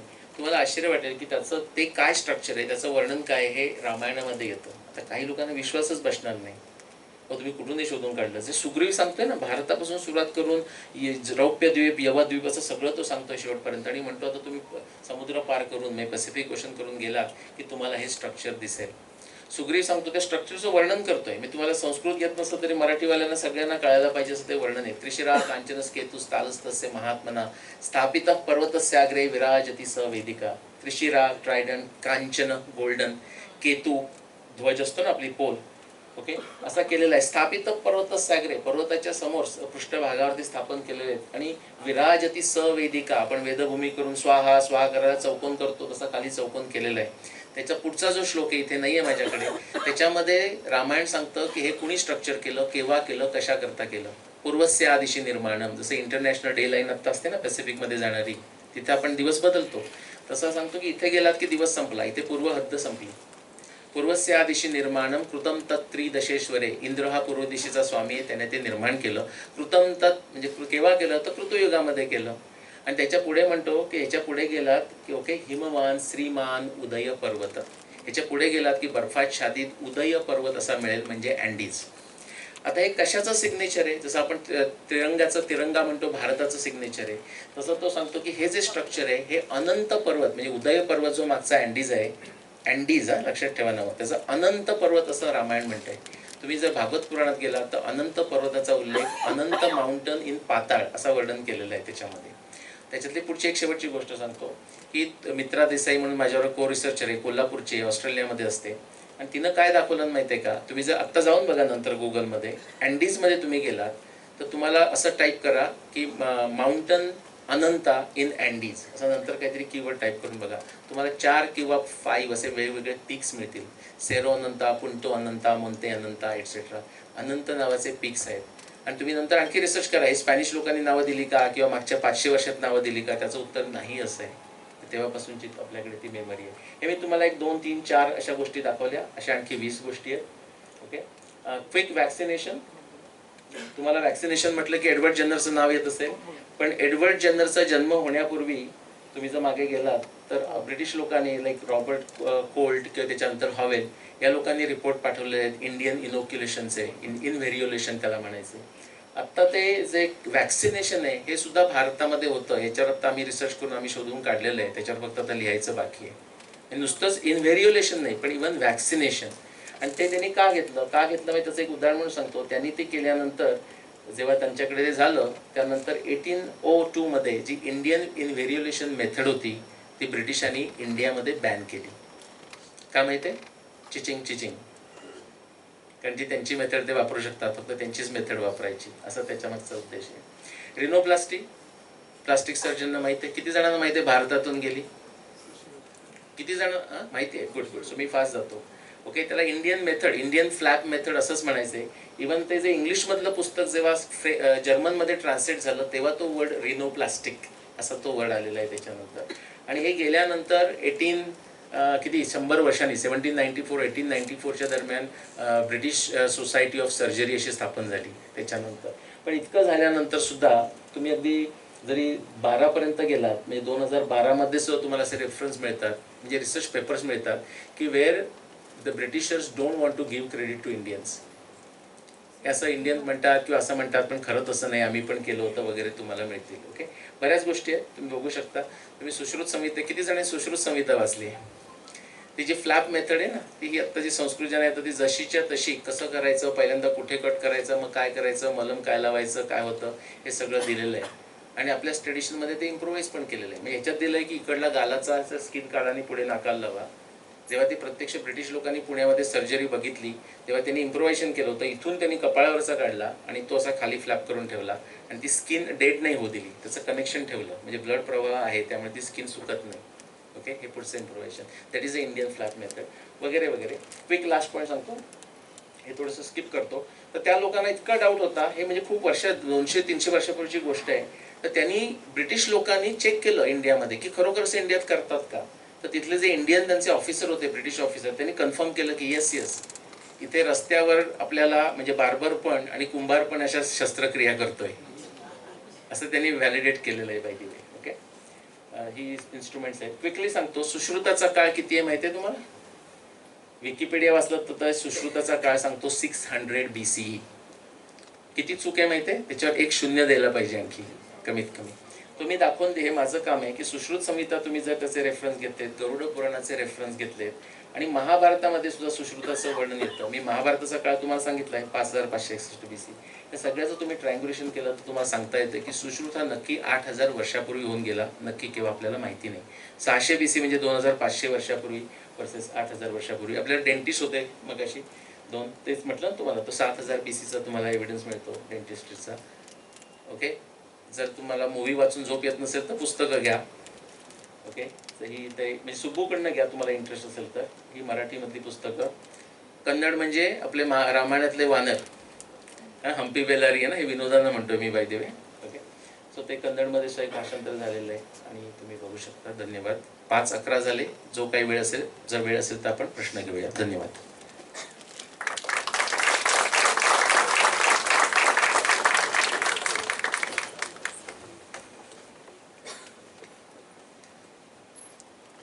प्रश्न उत्तरांसाठी 5-10 मिनिटाचा वेळ.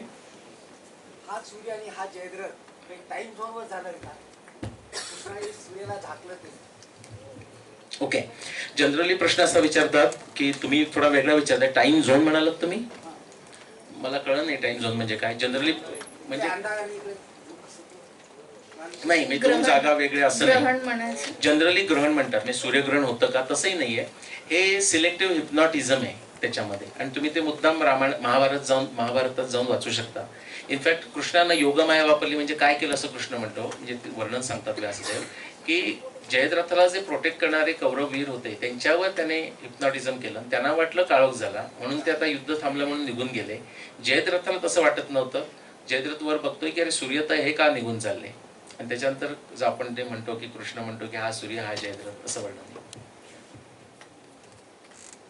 आज 1 मिनिट, आज जे मी म्हणजे तसाही प्रश्न चालेल, पण आज जे काही बोललो ना त्याच्याबद्दल विचारा. म्हणजे मी जयद्रथ बोललो नसलो तर त्याच्याबद्दल विचारू नका, कारण ते खूप महाभारतात न संपणारा विषय आहे. नाही मग नको चालेल, आपल्याकडे 5 मिनिटं आहेत जास्त. युगाबद्दल काही सांगतात? Time cycle yugas. हा, प्रश्न काय आहे तुमचा? पण युगाबद्दल सांगायला मला 7 दिवस लागतात, पण स्पेसिफिक प्रश्न असेल तर उत्तर देईन. टाइम इज सर्क्युलर, तर डिवाइड कसा केलेला आहे? अच्छा, तर सर्क्युलर आपण जेव्हा म्हणतो ना तर त्याचा अर्थ कळायला पाहिजे. सर्क्युलर म्हणजे परत परत रामायण होतं, परत परत महाभारत होतं. असं लहान मुलांना सांगितल्यासारखं आपल्याकडे काही गोष्टीत सांगितलेलं आहे, पण तसं नाहीये. परत परत काय होतं, जसं वसंत ऋतू परत येतो, वर्षा ऋतू परत येतो, अशा अर्थानं सायक्लिकल आहे, अदरवाईज सायक्लिकल नाही. थोडंसं फिलॉसॉफिकली सायकोलॉजिकली सायक्लिकल आहे. म्हणजे कसं आपण म्हणतो बघा, ते महाभारतासारखीच परिस्थिती आली, म्हणजे युद्धाची परिस्थिती तशी आली, पहिलं युद्ध झालं, दुसरं युद्ध झालं, तसं होऊ शकतं. अशा अर्थानं सायक्लिकल, अदरवाईज नाही. कलियुग संपणार केव्हा हा प्रश्न मी घेईन ना. सगळ्यांनी तुमचे फोन काढा आणि तारीख लिहून घ्या. कलियुग संपणार केव्हा? रेडी सगळे? सगळे नाही नाही संपलं नाहीये. Hello sir. ओके, एक मिनिट. 9 जानेवारी 2625. ओके, 9 जानेवारी 2625. नेक्स्ट प्रश्न. तर ते राखीगडी या ठिकाणी जे उत्खनन झालेलं आहे, तर त्याच्यामध्ये रथ, रथाची चाकं आणि काही सांगाडे सापडले असं म्हणतात त्या काळात. रथ नाही मिळाले, सांगाडे मिळाले. हा. राखीगडीला रथ नाही मिळाले. ते दुसरं सनावली म्हणून जागा आहे तिथे मिळालं, पण राखीगडीला रथ नाही मिळाले. तर त्याचं कार्बन डेटिंग आणि आपला टाइम मॅच होतो का सर? होतो ना. राखीगडीचा काळ 7000 पर्यंत जातो. ओके. हा, पण रथ नाही मिळत. म्हणजे लोक होती, पण ते लोक तर 75,000 वर्षापूर्वी सुद्धा होती. 75,000 BC मध्येच होमो सेपियन ऑलमोस्ट कॉग्निटिव्ह त्यांचं फंक्शन चांगलं झालं. मग त्याच्यानंतर इतक्या पटापट म्हणजे इतक्या साऱ्या गोष्टी इव्हॉल्व कशा झाल्या असतील? ओके. तुम्ही कधी ड्रायव्हिंग करता? धन्यवाद. तुम्ही ड्राईव्ह करताना तुमचा अनुभव आहे का? कधी कधी आपल्याला मायक्रो स्लीप येते. तसं तुम्ही 72 बरोबर म्हणलात. मी 72 म्हणजे 72,000 वर्षापूर्वी सॅपियन झाले असं म्हटलं नाही. त्यांची कॉग्निटिव्ह डोमेन डेव्हलप झाली ना सर? तसंही मी म्हटलं नाही. ती तुमची थिअरी असू शकते. ओके, नाही ऍक्च्युली कॉग्नेटिव्ह थिअरीज असं आहे. आता तुम्ही गुगलमध्ये जाऊन बघा. आता तो हळूहळू काळ मागे जातोय. म्हणजे 5 मिलियन वर्ष जरी तुम्ही गेलात तरी सुद्धा आपल्यासारखेच होते असं होतं. होमो इरेक्टस वर्सेस होमो सॅपियन्सचे बदल आता लोक काढून टाकतात. ते म्हणतात हे उगाच चुकीचं क्लासिफिकेशन आहे. होमो इरेक्टस आणि होमो सॅपियन्स मध्ये बदल करण्यासारखं काही नाही. सो आपण कॉग्नेटिव्ह खूप काळापासून होतो. आपली जी भाषेची शैली आहे, म्हणजे माकड किंवा काय एप्स म्हणजे गोरिला ह्याच्याशी वेगळं बोलू शकतो. त्याच्याशी जो स्पेक्युलेटिव्ह जीन आहे, तुम्ही ऐकलंय ना, फॉक्स P2 असा जीन म्हटला जातो, की ज्याच्यामुळे मानव जे बोलू शकतो, जे ॲनिमल बोलू शकत नाही, म्हणजे आर्टिक्युलेट करू शकत नाही, तो सुद्धा 3 लाख वर्षापूर्वीचा जीन आहे. पण ह्या कोणत्याच गोष्टीचा 75,000 वर्षाची काही प्रॉब्लेम येत नाही. म्हणजे human being intelligent human being is there for a long time. म्हणजे ह्युमन बिंग सोडा, मुंग्या आहेत ना, ॲन्ट्स, मुंग्या सुद्धा शेती करतायत 45 मिलियन वर्षापासून. आणि मुंग्यांनी सुद्धा डोमेस्टिकेशन ऑफ अदर ॲनिमल्स केलंय 45 मिलियन वर्षापासून. नेचरमधले आर्टिकल वाचा. आता ह्युमन बिंग डम असू शकतो, खूप वेळ लागला शेती करायला. नमस्कार सर. माझा प्रश्न असा आहे की तुम्ही ही जी थिअरी शोधून काढलीत टाइमलाईनची, रामायण महाभारत, तर ह्याच्या आधी बरोबर ह्याच्या विपरीत थिअरी अस्तित्वात होती का?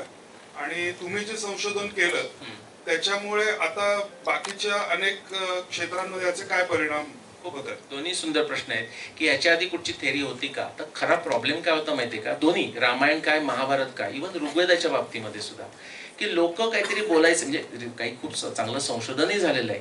पण तुम्ही जर ह्या 5 गोष्टी सांगितल्या ना, पंचावया, अवयवा, triangulation of explanation, prediction, testing and the context of theory, context of background knowledge, मी तुम्हाला सुद्धा मुद्दाम सांगतो, असा कोणी आता मागच्या 400 वर्षात तुम्ही मला माणूस आणून दाखवा भारतातला किंवा भारताच्या बाहेरचा, की त्याने ही रामायण केव्हा झालं, महाभारत केव्हा झालं, ऋग्वेद केव्हा झालं असं वक्तव्य केलंय. त्यांनी वक्तव्य केलेलं आहे, तारखा दिलेल्या आहेत. पण ह्याकरता 5 गोष्टी त्यांना दाखवायला सांगितल्या तर मी तुम्हाला सांगतो एकही माणूस दाखवू शकणार नाही. जर क्लोजेस्ट कोणी येत असेल तर डॉक्टर पवी वर्तक. ओके, भारत काय म्हणतो, भारतरत्न पावा काणे. ओके, लोकमान्य टिळक, SB दीक्षित, हे सगळे महाराष्ट्रीयन आहेत. तर टाळ्या वाजवायला हरकत नाही. महाराष्ट्र हे मुद्दाम काहीतरी बायसनं सांगितलेलं नाही. हा, ओके, थांबायचं थांबू शकतो. एक शॉर्ट क्वेश्चन घेऊया. हा, परिणाम काय झाला, खूप काही परिणाम होतो. एक तर आता छान प्रश्न होता तुमचा, बाय द वे, दोन्ही प्रश्न त्यांच्याकरता टाळ्या वाजवा. Aryan invasion. Okay, Aryan invasion theory कधी नव्हतीच, पण जरी असली तरी आपण आता आर्यन इन्व्हेजन थिअरी आजपासून म्हणायचं नाही, कारण म्हणायला कधीच नको होतं, कारण नव्हतीच ती. पण तरी सुद्धा लोकांनी म्हटलं Aryan invasion theory because of my work turns into Aryan invasion nonsense. एक मिनिट, इथे आलो आपण येऊया.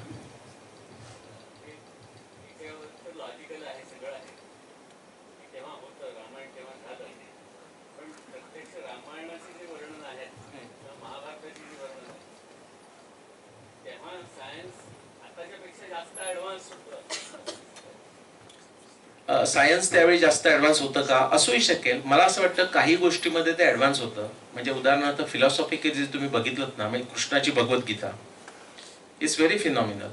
पण तुम्ही जर मटेरियल पर्स्युट म्हणजे स्मार्टफोन होता का, तर ऍटलिस्ट माझ्याकडे तरी काही पुरावा मिळालेला नाही. काही गोष्टीमध्ये प्रगती, काही गोष्टीमध्ये नसेल जास्त. बरोबर, पण अस्त्रास्त्र म्हणजे काय? अस्त्रास्त्र, शस्त्रास्त्र बरीच चांगली वर्णनं येतात, पण नक्की काय आपल्याला माहिती नाही. याचं कारण असं, त्याच्यावर संशोधन व्हायला पाहिजे. कारण ही जे ग्रंथ आहेत, रामायण महाभारत, हे इतिहास आहेत.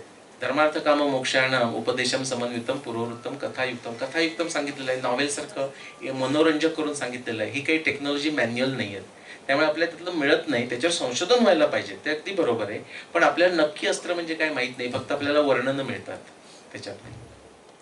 संशोधन व्हायला पाहिजे. एक लास्ट क्वेश्चन होता की आधी पुराणांमध्ये आपण जे वर्णनं पाहिली किंवा आता जे पुरावे सापडत आहेत की त्यावेळेसच्या ज्या माणसाची हाईट वेट जे होतं त्याचं आणि आताचं बरंच अंतर सापडतं. आता मी ज्या गावात राहायचो त्याजवळ भीमकुंड आहे, त्या ठिकाणी बकासुराचा वध केला होता भीमाने.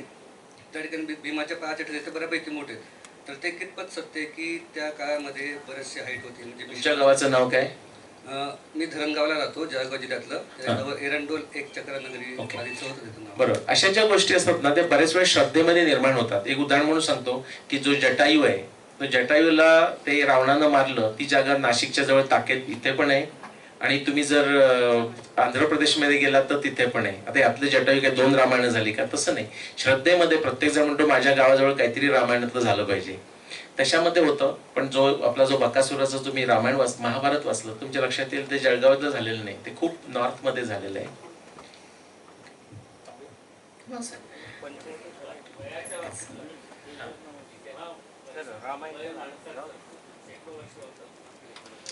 चांगला प्रश्न आहे, तर थोडक्यात उत्तर देतो. महाभारतामध्ये आपल्याला असं दिसतं की आत्तापेक्षा नक्की त्यांची वय जास्त होती. वय म्हणजे लॉन्जेव्हिटी. उदाहरणार्थ आयुष्यमान. हा म्हणजे उदाहरणार्थ भीष्म अगदी कन्झर्वेटिव्ह व्ह्यू घेतलात ना, म्हणजे 16 वर्ष झालं, म्हणजे भीष्म नाही पण भीष्माच्या सारखे लोक 16 वर्ष झालं की लगेच लग्न झालं, लगेच मुलगा झाला, तो 16 झाला की परत त्याचं लग्न झालं, परत मुलं झाली. असं जरी करून तुम्ही जनरेशन केलं तरी सुद्धा कमीत कमी भीष्माचं वय 140च्या वर येतं. ओके. कृष्ण आणि अर्जुन एकाच वयाचे होते, त्यांची वय 72च्या दरम्यान होती. म्हणजे दरम्यान नाही, 72 एक्झॅक्ट सांगता येतं. कृष्णाचं सगळ्यांचं काढता येत नाही, पण कृष्णाचं जन्मवर्ष आणि जन्मतिथी सगळं काढता येतं. 27 जून 5633 BC इतकं तुम्हाला काढता येतं. कंसाला केव्हा मारलं? 5622 BC इतकं काढता येतं. खांडवन दाह केव्हा केला? 5590 BC. जिथे पुरावा असतो तिथे काढता येतं. तेच तुम्ही मला राम निर्वाण केव्हा झालं तर नाही काढता येत, कारण काही पुरावा नाही उपलब्ध. आणि जे रामायणामध्ये कधी कधी जे मोठी वर्ष सांगितलेली असतात, कधी वेळा चुकून नाही म्हणत, त्याचं कारण आहे आपल्याकडे वेळ नाही. 60,000 म्हणजे जेव्हा विश्वामित्र आला रामाला मागायला दशरथाकडे, तसं एक वाक्य येतं की त्यावेळी दशरथ म्हणतो मी 60,000, किंवा कोणतरी म्हणतं मी 60,000. दशरथ 60,000 वर्ष ओल्ड आहे. किंवा रावणाला मारल्यानंतर जेव्हा परत आला त्यानंतर असं वर्णन येतं की रामानं 11,000 वर्ष रामराज्य केलं. हे विवेकबुद्धीला पटणार नाही. त्याच्याकरता तुम्हाला विज्ञान बुद्धी, तर्कशास्त्र, तंत्रयुक्ती, विवेकबुद्धी असं सगळ्याचा वापर करून काही करता येतं. जसं अहोरात्र संवत्सर असे सबस्टिट्यूशन फॉर्म्युला आहेत. म्हणजे काही काळामध्ये 1 वर्ष म्हणजे 1 दिवस, किंवा 1 दिवस म्हणजे 1 वर्ष असं घेता येतं. Thank you so much sir. खूप लांबणारा टॉपिक आहे हा. आपले शंका वाढत जातील, जितकं ऐकू तिथे खोलात जाऊयात असं आहे. आणि विशेषतः या सरांच्या मार्गदर्शनाचं एक कौतुक असं आहे की विज्ञानाकडून इतिहासाकडे जातोय आपण. म्हणजे विज्ञान कुठेच सुटत नाहीये जेव्हा आपण इतिहासात मागे वळून बघतोय. कारण बरेचदा असं होतं की श्रद्धेच्या दृष्टीने विचार करताना विज्ञानाचा हात सुटून जातो आणि मग आपण ते देव आणि ह्याच्यातच गुंतून जातो.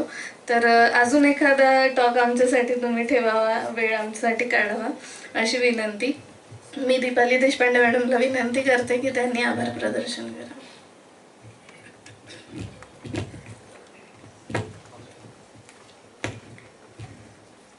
नमस्कार. नमस्कार, मी डॉक्टर दीपाली देशपांडे. सर्वप्रथम मी संस्थेचे आभार मानते मला आभार प्रदर्शनाची संधी दिल्याबद्दल.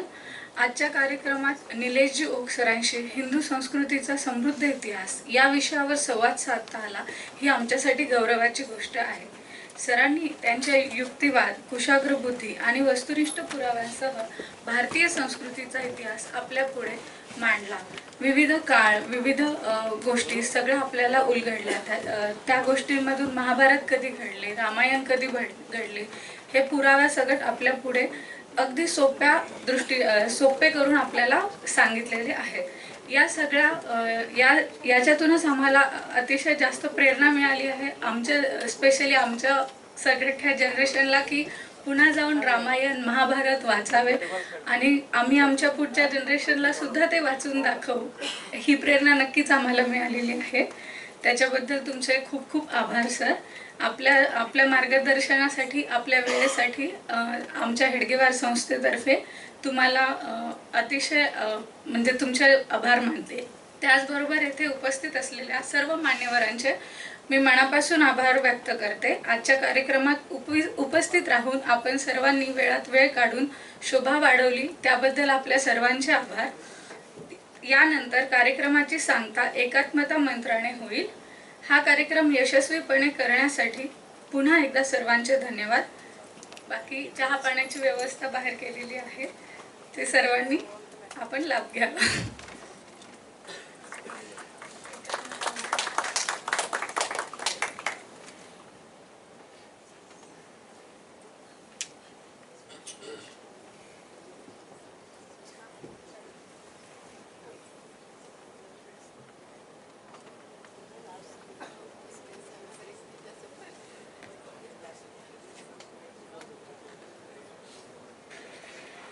यं मंत्रदृशः पुराणाम् यं वैदिका मंत्रदृशः पुराणाम् इंद्रं यमं मातरिश्वानमाहु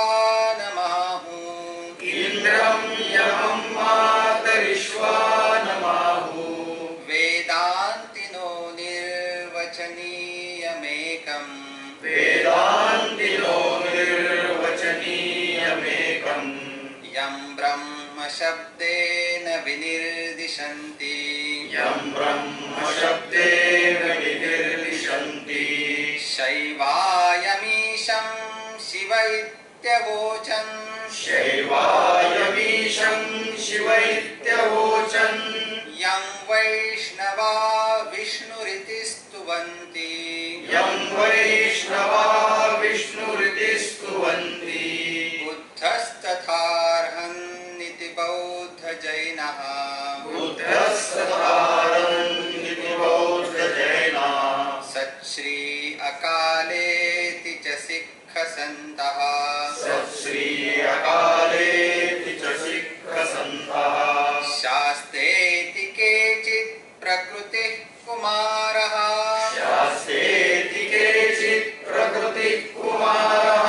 स्वामीति मातेति पितेति भक्त्या स्वामीति मातेति पितेति भक्त्या यं प्रार्थयन्ते जगदीशितारम् यं प्रार्थयन्ते जगदीशितारम् स एक एव प्रभुरद्वितीयः स